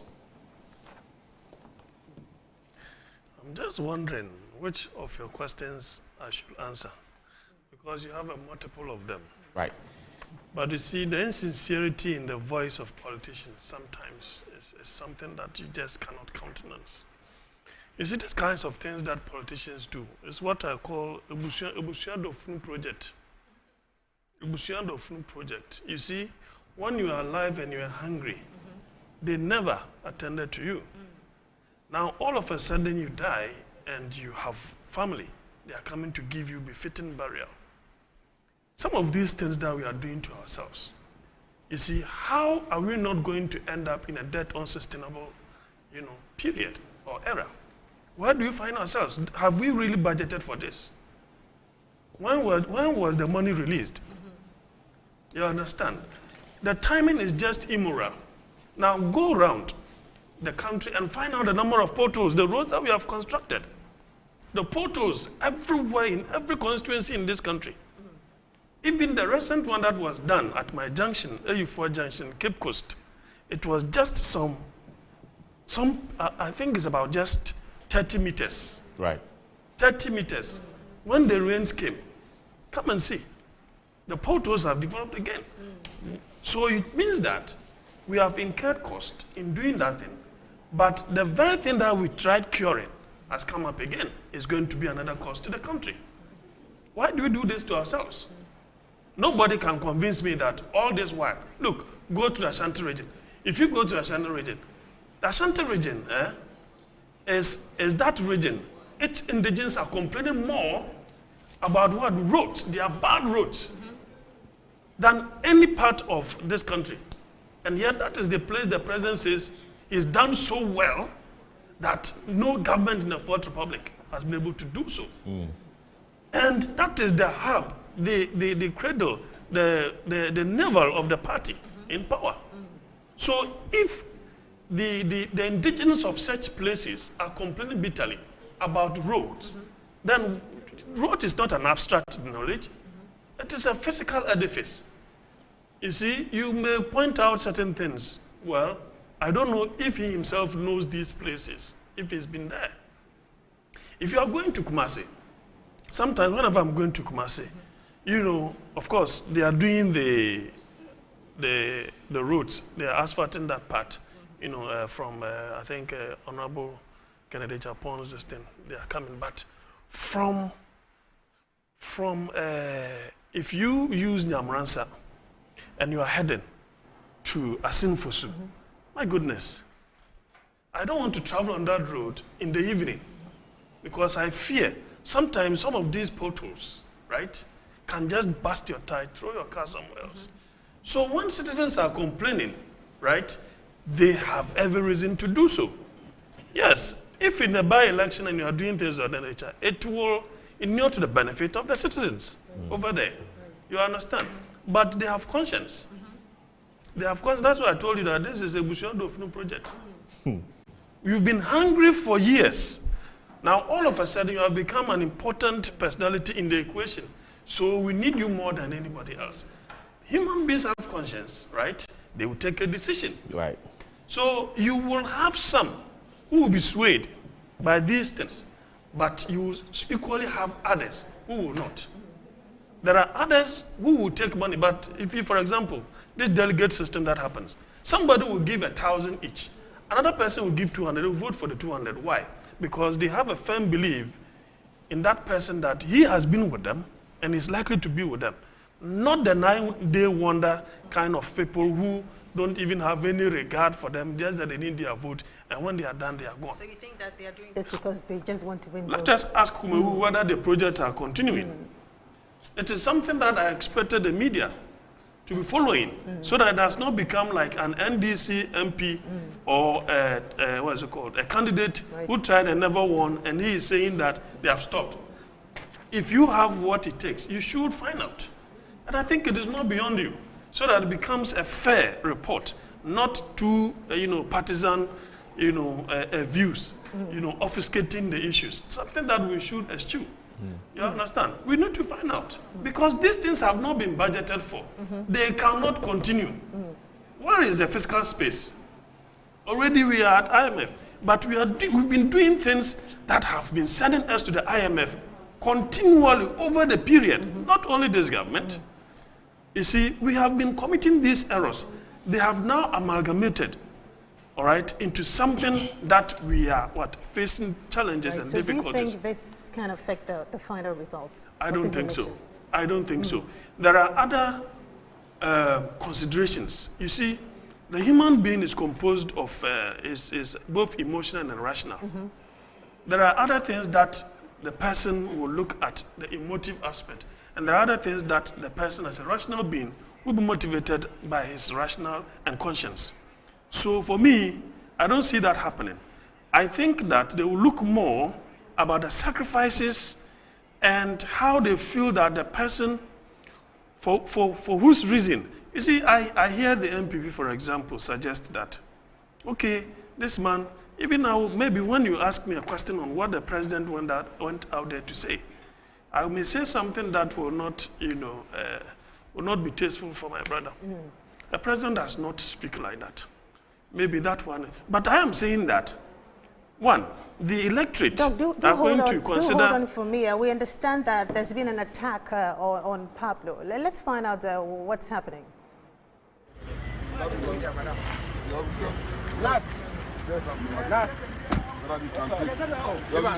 You called me yesterday, and I made hot small.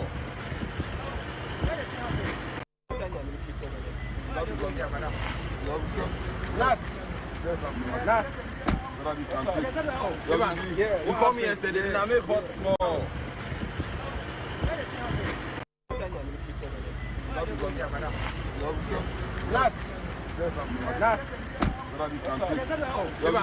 You called me yesterday, and I made hot small.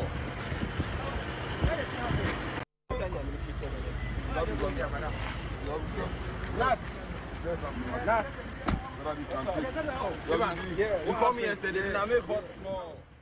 So there you saw it, an attack on the NDC's national youth organizer, Pablo, there. Mr. Santiochi, would you want to briefly comment on this? I really don't know why we are degenerating to. I've said that. Look, if the MPP wins this by-election, what significant difference will it make? In fact, you need the NDC MPs, right, to always have consensus for your policies to go through. Because in no time, I learned you want to contest, for example, all of you will be campaigning. The MPs will be leaving Parliament. It will be left with the NDC MPs. Now, what do you do? Are you going to stop Parliament business from running? So why have we taken this particular election as if it's a Champions League? It is just because of the bragging right associated with it. But I have listened to one professor about political communication, something of that sort. And I'm tempted to agree with him. And I also said that it will not make any significant difference. Look, the political dynamics are different from different constituencies. Look, as we speak now, from the Ghana Statistics Service, Western North, the inflation, food inflation in Western North is 72%, or a little over 70. What is the cause of that, Galamsey? That is the place where we used to have plantain. My mom, I was young, my mom used to, whenever she went there, she brought plantain, cheap, and cassava. It is one of the food baskets of this country. So if all of a sudden you are having 72% inflation rate in terms of food, these communities, they don't have money. It is a famine that they use to feed themselves. Those who are doing the galamsey are not entirely indigenous people. They are people who have come from different parts of this country and they have the resources and they are doing so at the expense of the indigenous people. And now they are buying fufu at 10 cedis minimum. How do they feed? No wonder, because Accra used to top the inflation rate in terms of food. Now you have Western North, a famine supposed to say, region. Why should that be the case? This is very untoward. This is something that, we need to condemn. Our politics ought to grow. Violence of this nature do not augur well for our image, international image, and our democracy. We need to condemn this in no uncertain terms. And I don't know who might have done that and how it got orchestrated. I think that we need to condemn that in no uncertain terms. And whoever is behind that, there is the need for investigation to be done and the person to be apprehended. Palgrave, let's take your quick thoughts on this. Is very interesting because from a security angle, very clearly, Metro has said that there is an alleged attack on the National Youth Organizer of the NDC. I would have wished that Metro would have said that there is a feed of a broken front door of the National Youth Organizer of the NDC, for which we do not know whether it's an attack, whether it is purported internally, whether that is how his vehicle was before he got into the constituency. The context must be placed very well. I would say that we need to wait a bit more for us to hear from Pablo what happened, and also hear from the police if there are scenes that they saw of anyone trying to attack Pablo. I don't rule that out at all. Pablo is my senior from Anisado College, and so I know him very well. But I can see in the video that he's doing. So are you suggesting that this was done by elements within the NDC? I'm not suggesting. I'm only stating a reality of the fact that we do not know what has happened. Right. As you and I speak, we are here in the studio, and so we don't have an eyewitness view of what has happened to Pablo. All we see is that his vehicle front glass is broken. All we see is that his windscreen is broken. We cannot ascertain whether that is how the vehicle was before he got into the constituency. We do not know what allegement he's trying to make to the Ghana police, because I see that he's trying to have a conversation with them. I would want us to wait. Then we would hear from Pablo and even hear from the police to understand the narrative of what happened, and if at all they have been able to arrest the person, and if they have arrested a person, who is this person, right, and what was his reason for doing that. It might, for all you know, it might not even be anybody that is involved politically whatsoever. So I would not want us to go much into it, but to wish that peace prevails within the NDC camp, and also peace prevails in Assin North as they go about their duties.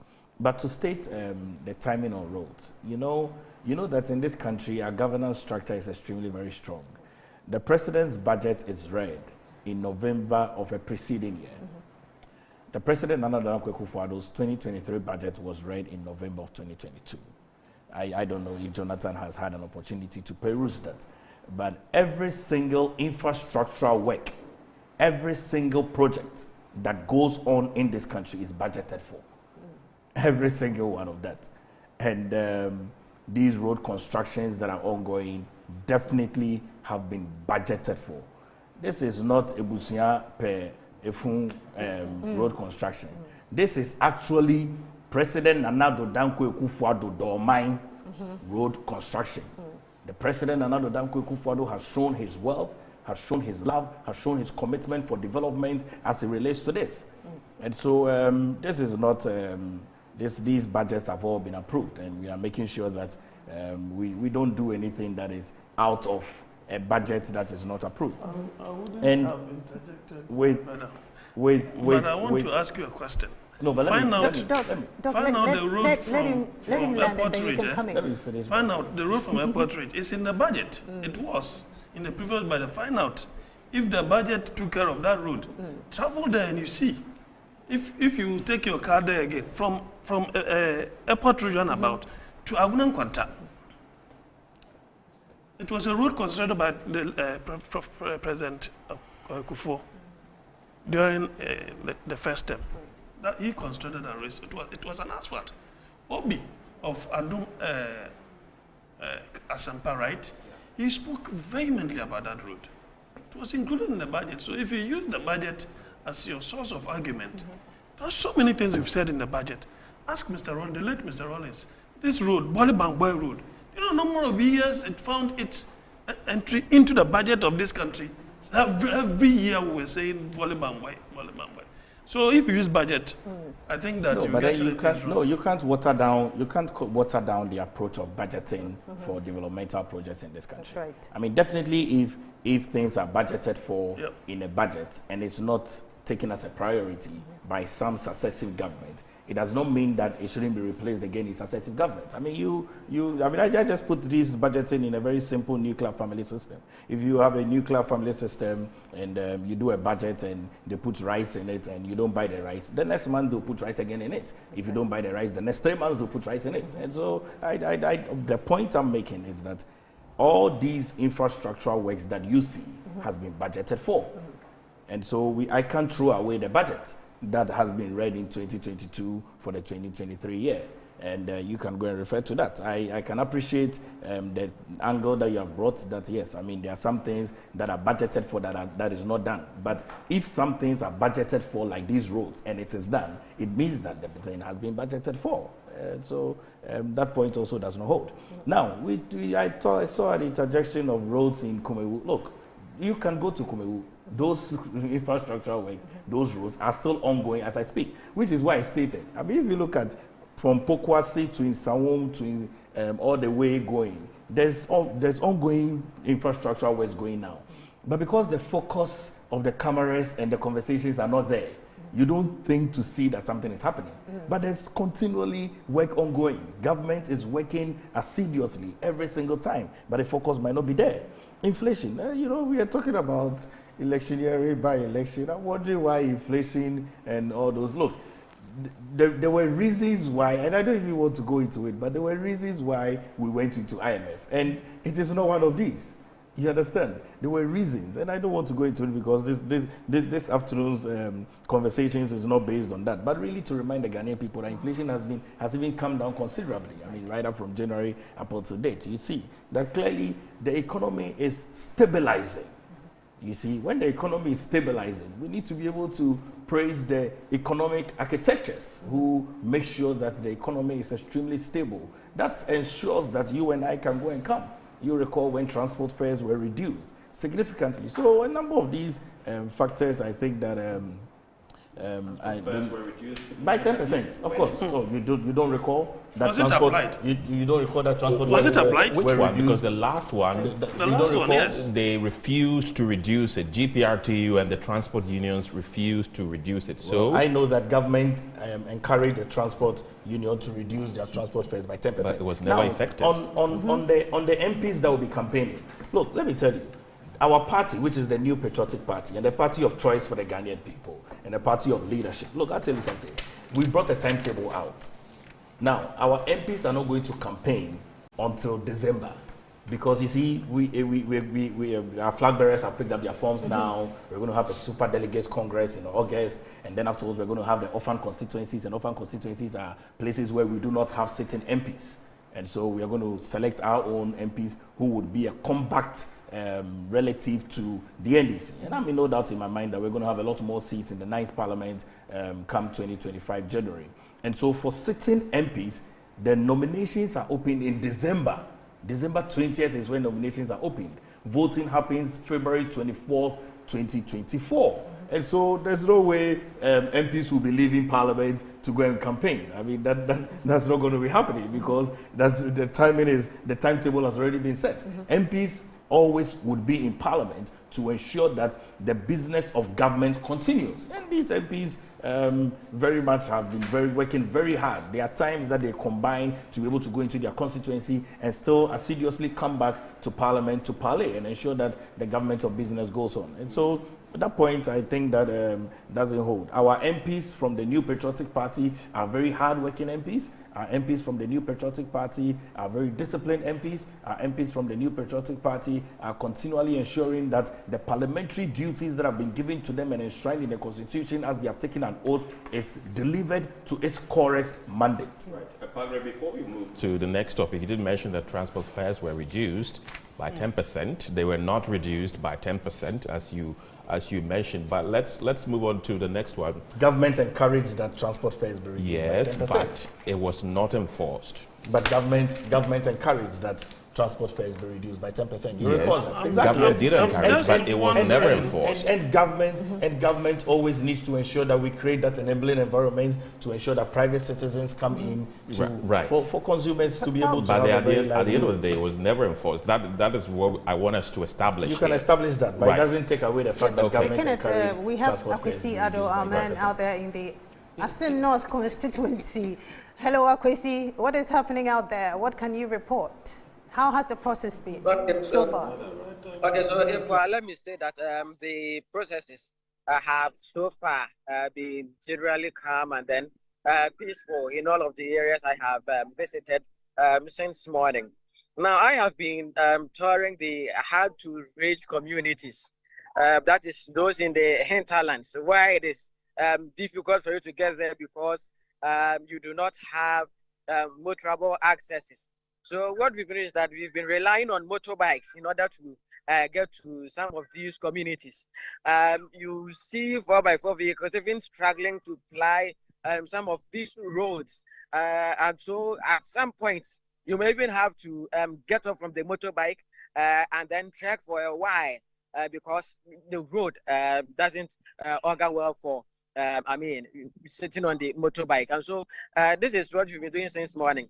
Now, let me say that the voter turnout in those places is quite encouraging because some of the polling stations where I visited, for example, when you have about 229 voters who are being expected to cast their ballots at Kwame Ankara here, and then you have 129 casting their votes even before noon, then you realize that, okay, so the turnout is quite encouraging.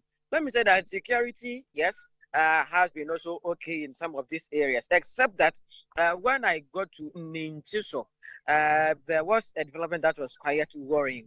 There was a police officer, but in plainclothes uniform, who tried to film around the voting area and then the community. But he was approached by some thugs who actually seized his phone and then before my sight, deleted the videos and then the footage that he had taken earlier on. Apart from that, I have been witnessing a kind of confrontation in the hinterlands. You must already be worn out and sitting on motorbikes and trucks and all that. But I'm sure you've been speaking with some of the voters. What have they been telling you? Okay, so when you check some of the footages that I sent, you get to see a particular one where earlier this morning, the community members mounted a signpost at the junction to the community. And then they've written on it boldly that no lights, no votes at Trapiase. Now, when you get to Trapiase, it's a small community, but they do not have electricity. They do not have water. They depend on the well. And then the road to the community is also in a very poor state. The same situation can be said about Ninchiso, Kwame Ankara, and then Nyame Betre. their roads are very terrible. And so these people cannot understand why they are lagging behind in terms of development. Now, what is actually worrying them the most is that since the announcement of the by-elections, according to them, they've been saying special utility vehicles plying their routes and then visiting the communities. They are seeing almost top officials from both the opposition and then the ruling party visiting them and then asking them for their votes. And so the Ninchi Sohini chief, Nana Kojo Ninchi, actually told me that, look, they are pissed off. And even though they are taking part in this particular by-election, they want to send strong signals to both political parties that whoever wins in this race must ensure that their developmental needs are catered for. Other than that, they would have different approach for the 2024 election. Do hold on. Let's listen. People are not happy that they've been left behind all this year. Thank you very much, Okwisi. Do hold on. Let's listen to some of the residents you've been speaking with. Benefo, almost share boy, Omonisu. Benefo, I won't cry no. Ibia na wahai. Was in your moja back on a way. Just in Yamia Dominus, Yanni, the cocoa motina boama. Almost I am on Kai. Amonkai. Say, Nancy, I'm say, I buy as well for police near ye. Ye won't run here, the Baba Cocra canwa, the Coto forms near ye, and so many aboa for be a more Macaranda Sutifia. When you may be on ye. Indeed, yes, woman Kai, yes, ye nipa. Well, Abano Motron Domo. So no domo. No Krinya meaning Yana ya. Nanso so mpemfo ne kan mekoni. What I say? Ya pa nso mekoni. Ye me ya ne say, eduru se mu hia ye moade a no mu di mekaba. E no mo cast ne say de ne tax titi ni. E no metimi atwa afa so aba. Na ene ye wo ha ne de ne chi say ye wu anu ansi ye wuo. Ye wu anu ansi ye wuo. Ya de ka obi so wu a enu ansi wu. 77 previous enye emwa timi de masem no so munim so mbeboa ndi a omebeboa epreko no munya se ometitetare ho so omoye omonye no aban de ade no man pisi onye man ne a no wakwakotwa 77 previous obi ekwan no de akokire se waye kwan no enso onye nti esra mo omebeboa yen sisi ade ba ko ha yen sisi me no tie yi se me frɛ obi frɛ sisi a ema network ni ha nti teacher for na wa ha no teacher for na wa ha no omo ba na se ka kire om se omo me kire ade kro ha obi mpese oba betina ha if the network semti light de wa ha light de nyame adom ebi wa ha nemum sa ne ma no e ha ye. You heard some residents there in the Assin North constituency. Hello, Akwesi. Yes, making a point before we got those comments. Can you please come again? No, I'm saying that before I asked you to hold on, you were making a point. Can you continue with that? Okay. So you see from the bites that were recently played just a few seconds ago, you do realize that these residents of the Assin North constituency are actually not happy. Ever, you see, the fact is that when you visit this particular constituency, apart from the main highway, that is the Assin Fosu Praso, which was completed and then commissioned recently, all other roads are in a very poor and then terrible state. Some of the communities don't even have access to telecommunication networks, and I've had to struggle for a while, even before getting telecommunication network to send to you those visuals and then the bite, as well as even having a reliable place to stand so that we can have this conversation. There is one key theme that keeps appearing in the conversations with these residents, and that is they are telling both the NPP and NDC that, look, we are having these by-elections today, and that we have just a few months to the 2024 general elections. And so whoever is voted for, if that person ends up turning his back on them, then on 2024 elections also, they are also going to show that person that, look, they gave that particular party or that particular candidate the power, and so they would take it back. Akwesiado, thank you very much. Akwesiado, our man out there in Assin North constituency. Doc, let me quickly find out from you, who stands a fair chance of winning in this election? And what will a win or a loss mean in this election? Okay. Well, a win or a loss. Let me analyze the motivations from both sides. Now, as far as the MPP is concerned, and my brother was saying that they are going to win majority in parliament and their MPs are doing hard work. Well, I don't expect him to say anything different. It is just that at this point in time, it is a difficult time to be a communicator of government because the president himself, times are difficult, times are, we are in crisis. But let me come back to the motivations. We have different surveys that have come out indicating that the MPP is likely to lose the 2024 elections. You can talk of the Afrobarometer, CDD, Global Info Analytics, Economic Intelligence Unit. Just recently, I think yesterday also, Fitch Solutions. Yeah, that's right. So the main motivation of the MPP is not to make any significant impact with that one particular constituency they will add to the number.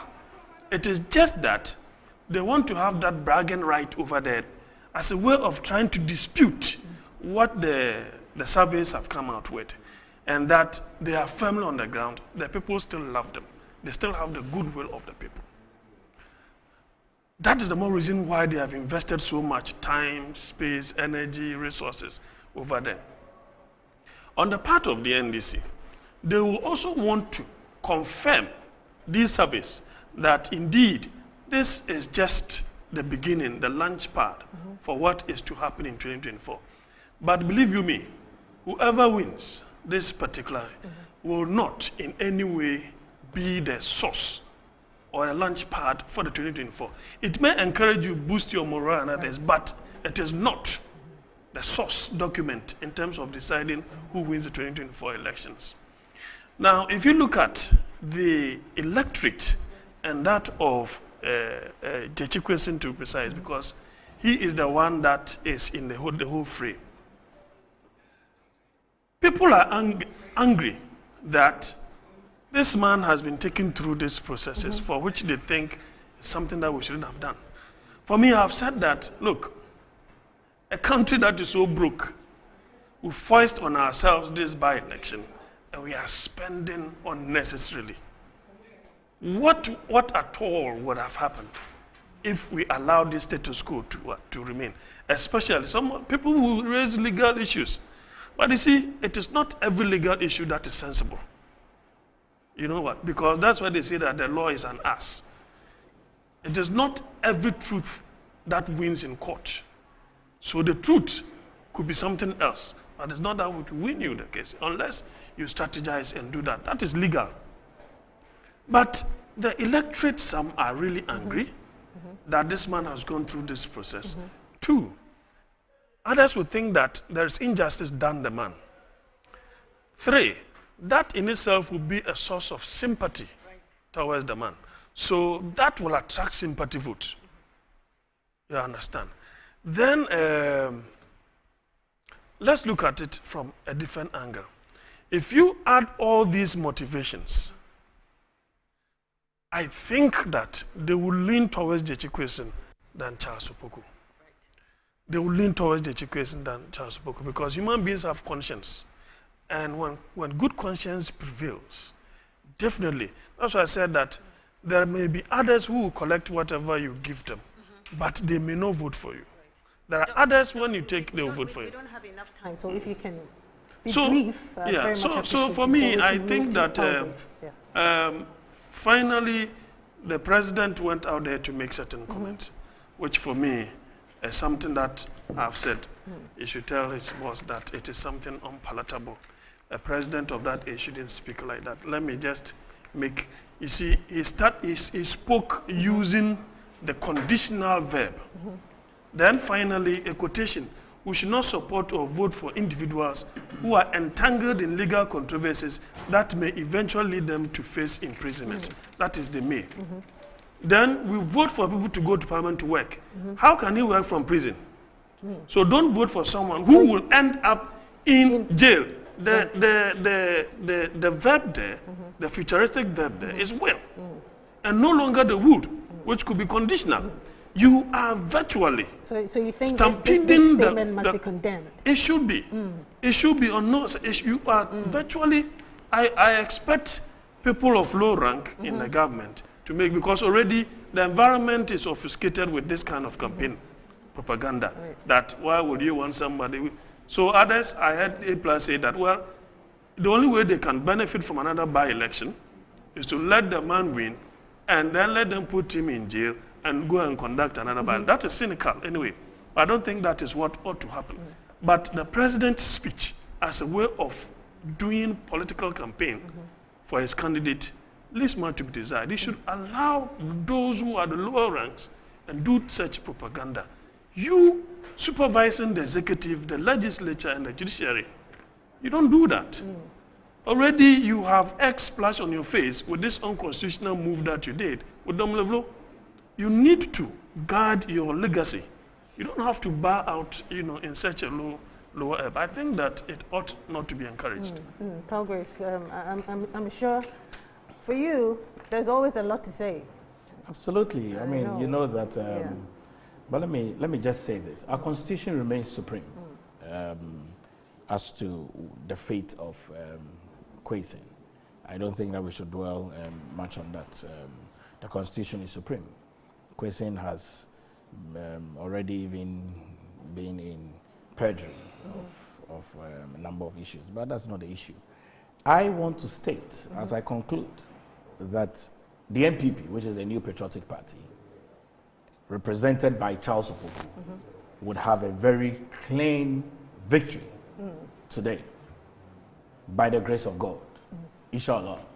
I mean, no doubt in my mind that tomorrow, when we are celebrating the Eid, and we all go to the mosque and pray, everyone in lifting up prayer will thank God for a peaceful election and thank Allah that the success of the election has gone to the government of the day. And so we'll thank you for this opportunity and state that the more we seek for development, the more. Oh, my producer just told me that we have 30 more minutes. So we do. Yes, we have. Oh, so I can go on. We're going till 2:30. Okay, I didn't project my thoughts to rebut on his issues because I think that some of the issues that are being dwelt upon is a copy and paste conversation. But I don't want to dwell on a copy and paste conversation. The 1992 Constitution is very clear. Article 92 is very clear on persons that are having dual citizenship and their opportunity to stand for public office. I have stated over and over again that if you so desire to serve your country, you must do the right thing. That is all we are asking for. Clean your house before you come into public. It's as simple as that. You recall when we were growing up, your parents would tell you, make sure you lay your bed. If you lay your bed, you have a good day. That's what mom used to tell me. Now, if you don't lay your bed, it's supposed that you will not have a good day. It's as simple as that. So the challenges that Assin has faced, it presupposes that he has not laid his bed in his house. Because he has not laid his bed in his house, he's having these precarious challenges, which obviously is not something that anyone wanted. If he had cleaned his house well, we will not be where we are. We have only sought to advise, and over again, if you recall, I have only sought to advise him. He's my senior brother. He's almost a father figure. I've advised him, he should step aside, allow people who do not have any court issues to come and stand in and deal with the issues. Look, life is too short. Make the best of impact that you have and take care of your grandchildren, take care of a few people that you can. Maybe this might not be the time for you to lead a whole constituency and represent them in parliament. And then allow Charles Opoku, who has been involved in a lot of philanthropic acts since 2013 to date and ongoing and investing in the constituency, to have the bright day. And I mean, no doubt in my mind that you would even support him later on in his future and make sure that the entire constituency raises up to the very... Are you wanting to stop me? No. Okay. Yes. to the very. That is the bad guy. To the very highest stage. Right. And so Kwesi has a lot of things to do. But I don't think he's going to win the election. I mean, the delegates, the constituents have made up their mind that this is a constituent for the New Patriotic Party. It's a swing environment, but would have a very clean victory. I mean, the polls that have come out is a clear indication. The works that our government has done since 2017 to date, the works that even Kwesi himself, as a person of value, has done in that constituency speaks volumes. I don't see anything that Kwesi has done. I mean, in that constituency from 2018, you tell me, he lived in Canada. It's a very beautiful country. Ontario, British Columbia, very, very beautiful country. I don't see that he's brought a replica of that into Assin at all. But for someone who lives in close... The government has not been able to do that. I expect an individual to have done that. Oh, but you know what our government has done. I don't think that you want us to go into it. The things that our government has done, I can peruse all of that to you. Look, we campaigned on a 16 flagship program in 2016. Now, most of our flagship programs has moved beyond a government policy to become a civic responsibility of the Ghanaian people.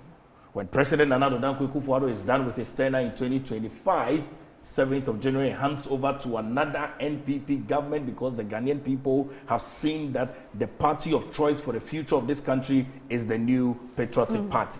It's a party of development, a party of leadership, a party of vision, a party that wants to ensure that we progress and grow this country holistically, equitably, for everyone to have an equal share of the development. Right.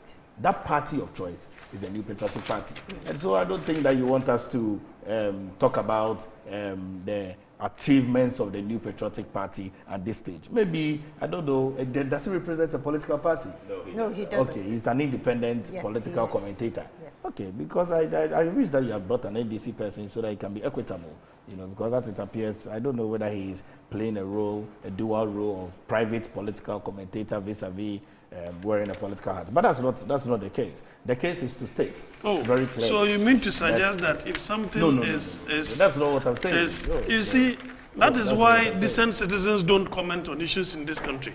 And we allow our politicians to do things because you feel you'll be attacked. Yes. No. That is why you don't have, and you have only buga people dealing with the affairs of this country over the period. Because anyone who thinks that you are going to tag this person and this or that, of course I do vote.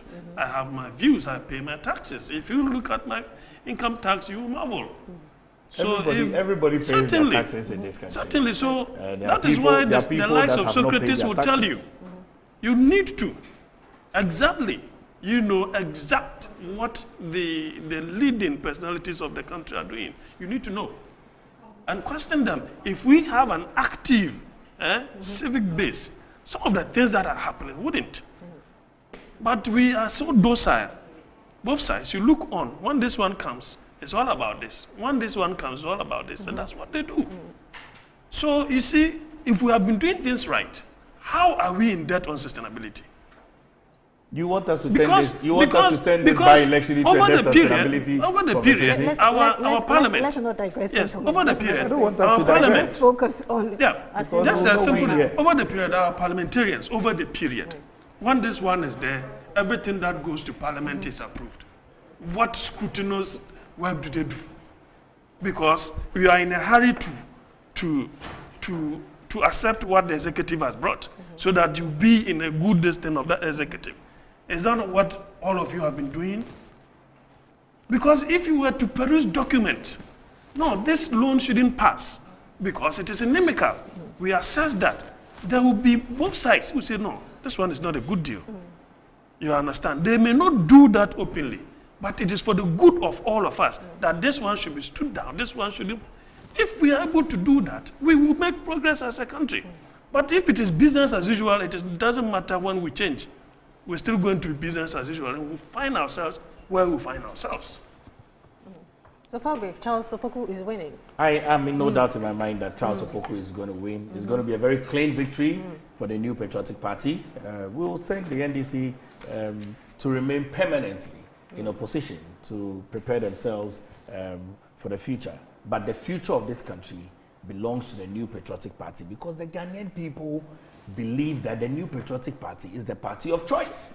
It's the party of thought leadership. It's the party of innovation. It's the party that understands the new millennium. It's the party that is going to develop this country into the Asian tigers. It's the party that is going to make sure that Ghana moves from third world middle income country into first world country in our generation. You and I are young people. You want us to be in our old age, in our 70s and our 80s. We want to see that this country has become so prosperous because of our own contributions that would have made it to this country. I want to encourage all viewing public to consider the New Patriotic Party as the party of choice and follow the philosophies of the New Patriotic Party and how we are ensuring desiriously to develop this country forward. Let's now take a look at what people have been saying. I'm sure there are a lot of comments. Kenneth Jesse is on standby. Kenneth, what do you have for us?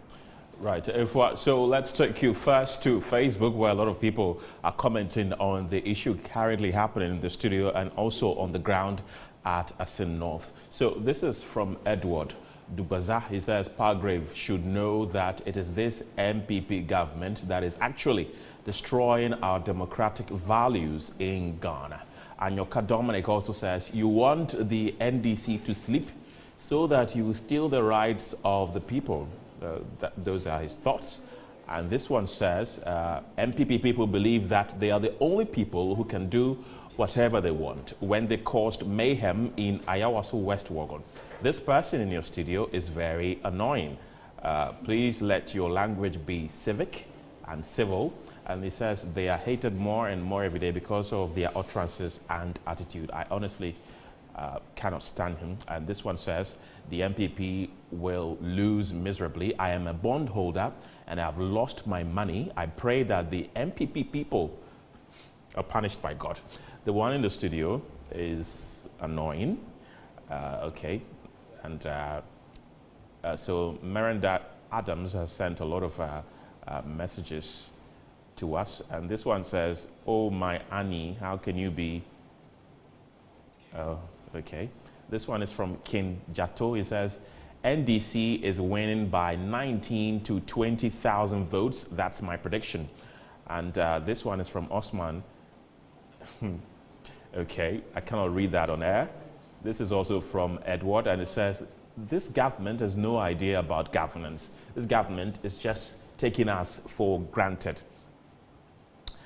And this one is also from Edward. It says, this Palgrave Boache Dankwa guy is shameless. Just listen to what he's saying. It looks like a lot of, people are responding to you, Palgrave Boache Dankwa. And this one says, a good reason why we went to IMF was that the government is very reckless. And this one says, New Patapa Party, MPP. Okay. And this one says, I believe in what Palgrave Boache Dankwa is saying, the incoming MP for Buakwa North. So these are some of the comments you've sent to us on Facebook. You can also keep your comments coming in on Facebook, Twitter, Instagram, YouTube. We are live across all our social media handles. This is our comprehensive coverage of the Assin North by-election currently happening in that constituency. We know that voting is currently underway. We've really not experienced any skirmishes thus far, although there's been a few, things that have happened so far, but we pray that it is a successful one. At the end of the day, let me go back to Ifwa to continue with the guests. Thank you, Kenneth. Thank you very much for bringing us those comments. Palgrave, it looks like a lot of people are not happy with you.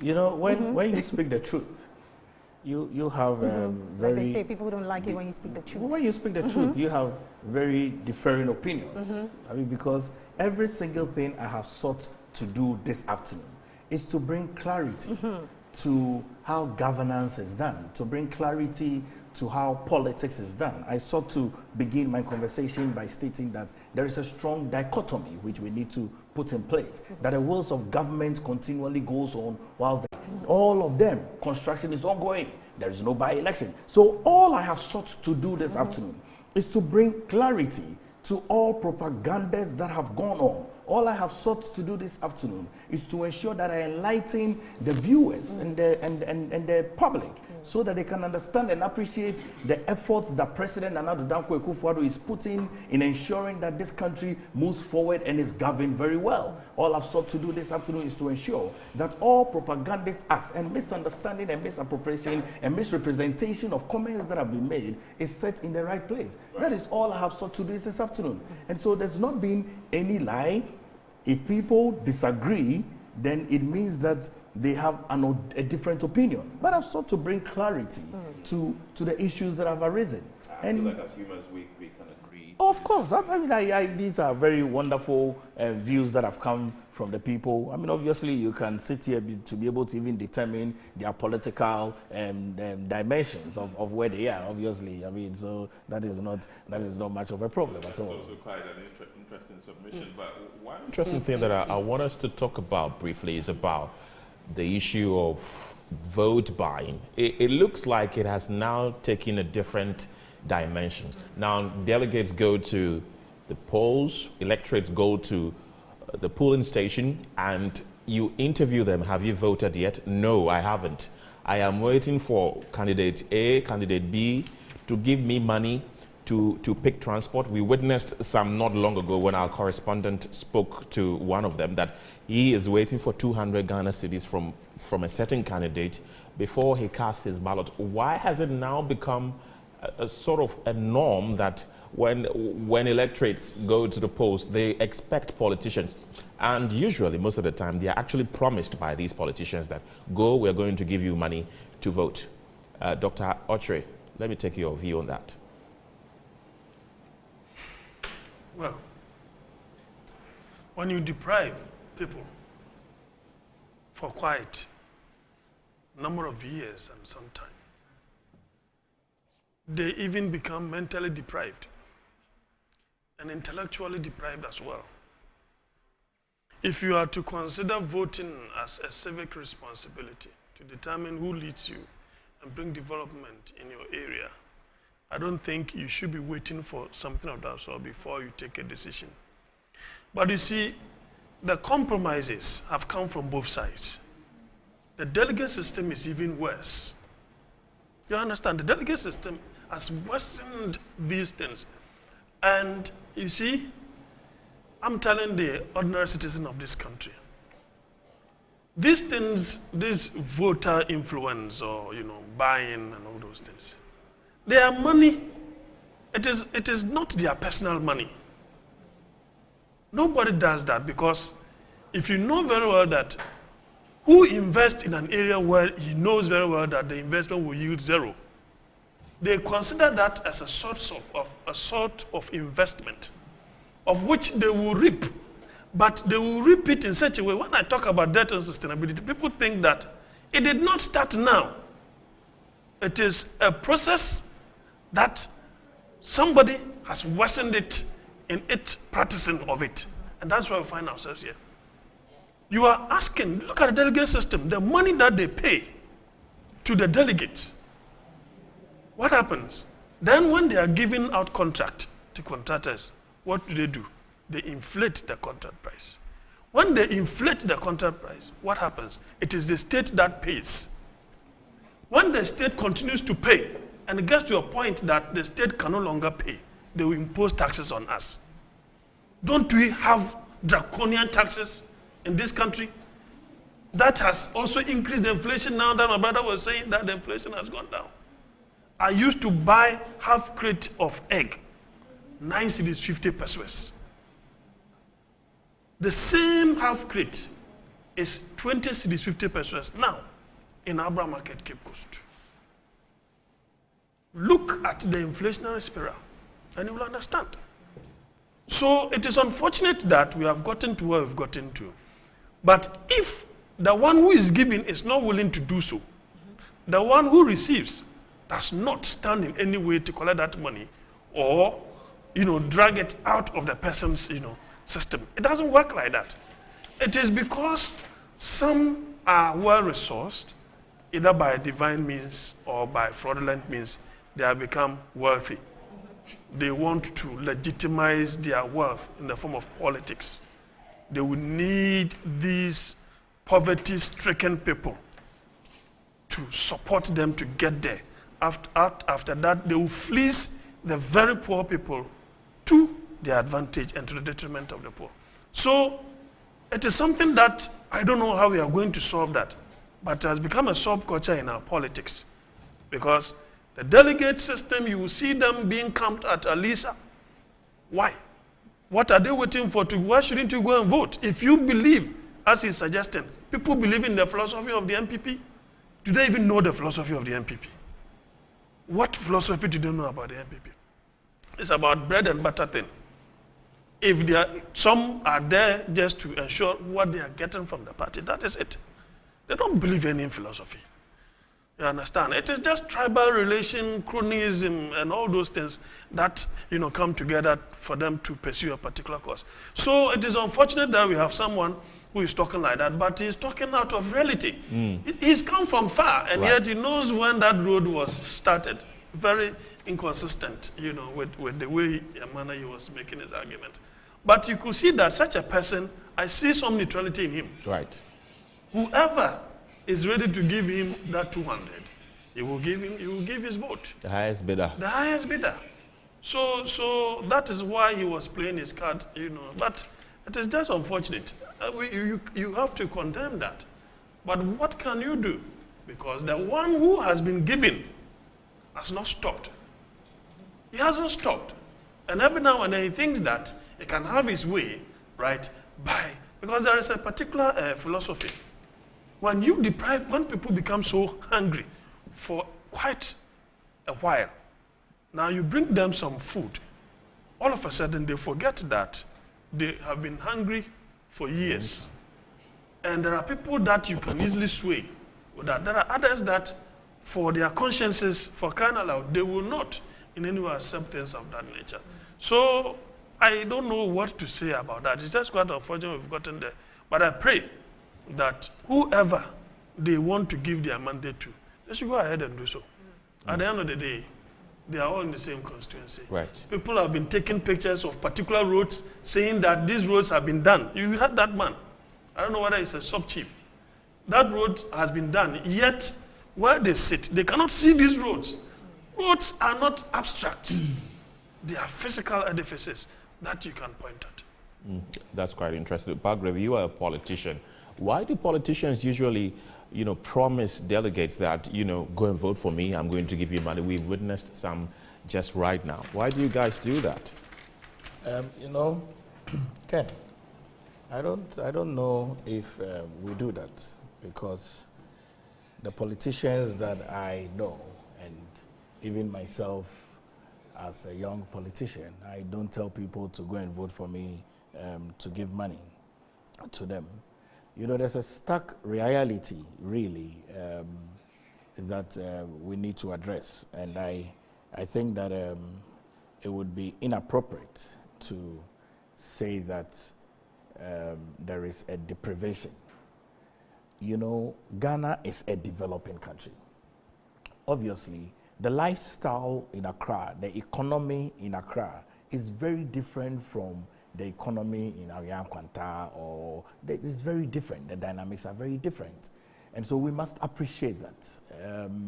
We need to have a sense of equitable responsibility, which is why I continually crown the efforts of President Nana Addo Dankwa Akufo-Addo in establishing and decentralizing the regions.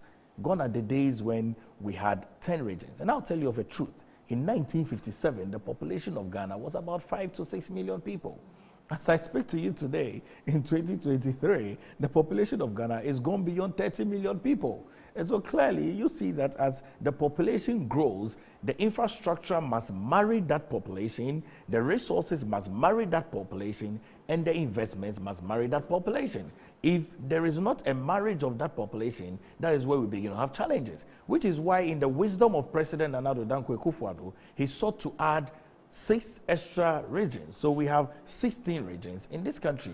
Why so? Because then we can be able to decentralize effectively. Why so? Then we can be able to ensure that the national cake is shared equitably, so that we can ensure that development is centered equitably. So we can also ensure that those smaller economies within the various regions would grow, so that we can have a focused attention in there. I think that that should be stated in context of that. I have sought to state that any country that does not become responsible in taking taxes, that country is not desirous to grow.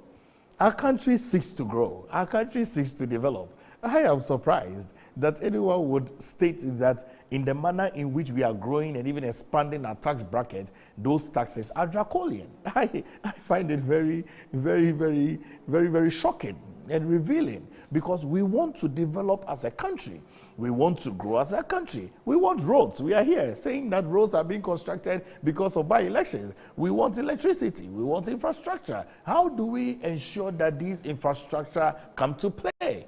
It means that the people must pay their taxes. It means that people must be responsible in paying their taxes. If people are not responsible in paying their taxes, then it's going to be difficult to develop the country, which is why as a government we have sought to widen the tax bracket. Having looked at how the digital platform had grown significantly, we sought to expand the tax bracket. And so we ensure and encouraging that more people are coming into the taxation brackets, the informal sector and the formal sector. And I say this for free and even for a fact. I do not know any politician who dishes out money to people to go and vote. I see that on TV when during the recent election from the NDC, there was a certain woman who was throwing money. You saw that on TV. I saw the woman throwing money in the air. You saw that? I think I was even interviewed on your platform here. The woman was throwing money. And I sent a word of caution to Bank of Ghana to invite the woman and even ask the special prosecutor to invite the woman to show the Ghanaian people where you had these monies. So let's not put it as though people dish out money that has been stolen and give it to the delegates to go and vote for them or give it to the constituents. There's a real challenge which needs to be addressed, which is that, yes, Ghana is developing gradually. There are deprived people who do not have the opportunities that other regions do have, which is why in the wisdom of President Nana Addo Dankwa Akufo-Addo, he sought to add 6 extra regions. So when those 6 extra regions are there are new airports. When those 6 extra regions are there, there's enough economic activities. New districts are being formed. That is what we seek to do as a country, so that the smaller set of the various districts will become a bigger country. And once you develop the district one after another, then you know that you have a developed country that is ahead of you. So these taxes, I think that any developed country that is worth its salt, that wants to continue developing, is due to pay taxes. And I don't think these taxes are draconian at all. Let's listen to some comments from the MPP and the NDC on votes by now.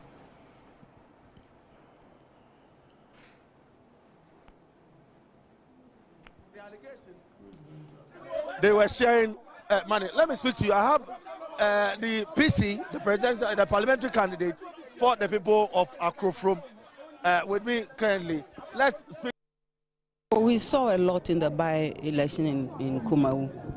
You know, as I said, I got here this morning. If there is, I haven't seen it. But if that's what it is, it's worrisome, because that's not what democracy is supposed to be. It is really, really worrisome. We need to activate the agencies that should be responsible for public education, for all of us to understand why we vote. The conduct itself is being conducted by the EC, so the conduct itself shouldn't, but the outcome might be affected. And the people, we call them from Accra, Kumasi, Secondary, Cape Coast, and they came because of the development they are seeing. They want it, and they are here. But the people in the houses? Yes. Is it true that they are being given money? By who? By who? Can we give every voter money? How are we going to get that money? How are we going to fund that?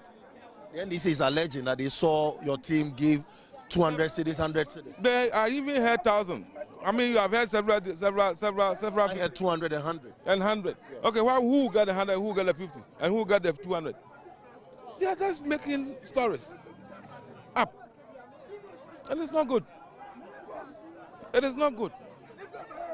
You can ask the people in the queue whether they have received anything. As a matter of fact, they are making allegations that the people came to see them at dawn in their homes. Okay. So we saw, for example, the house right behind that, people queuing. What were they queuing for? They're not queuing. They made allegations that somebody is sharing money, so everybody wanted to go and enter. But the people there are people who came from outside, and they are there.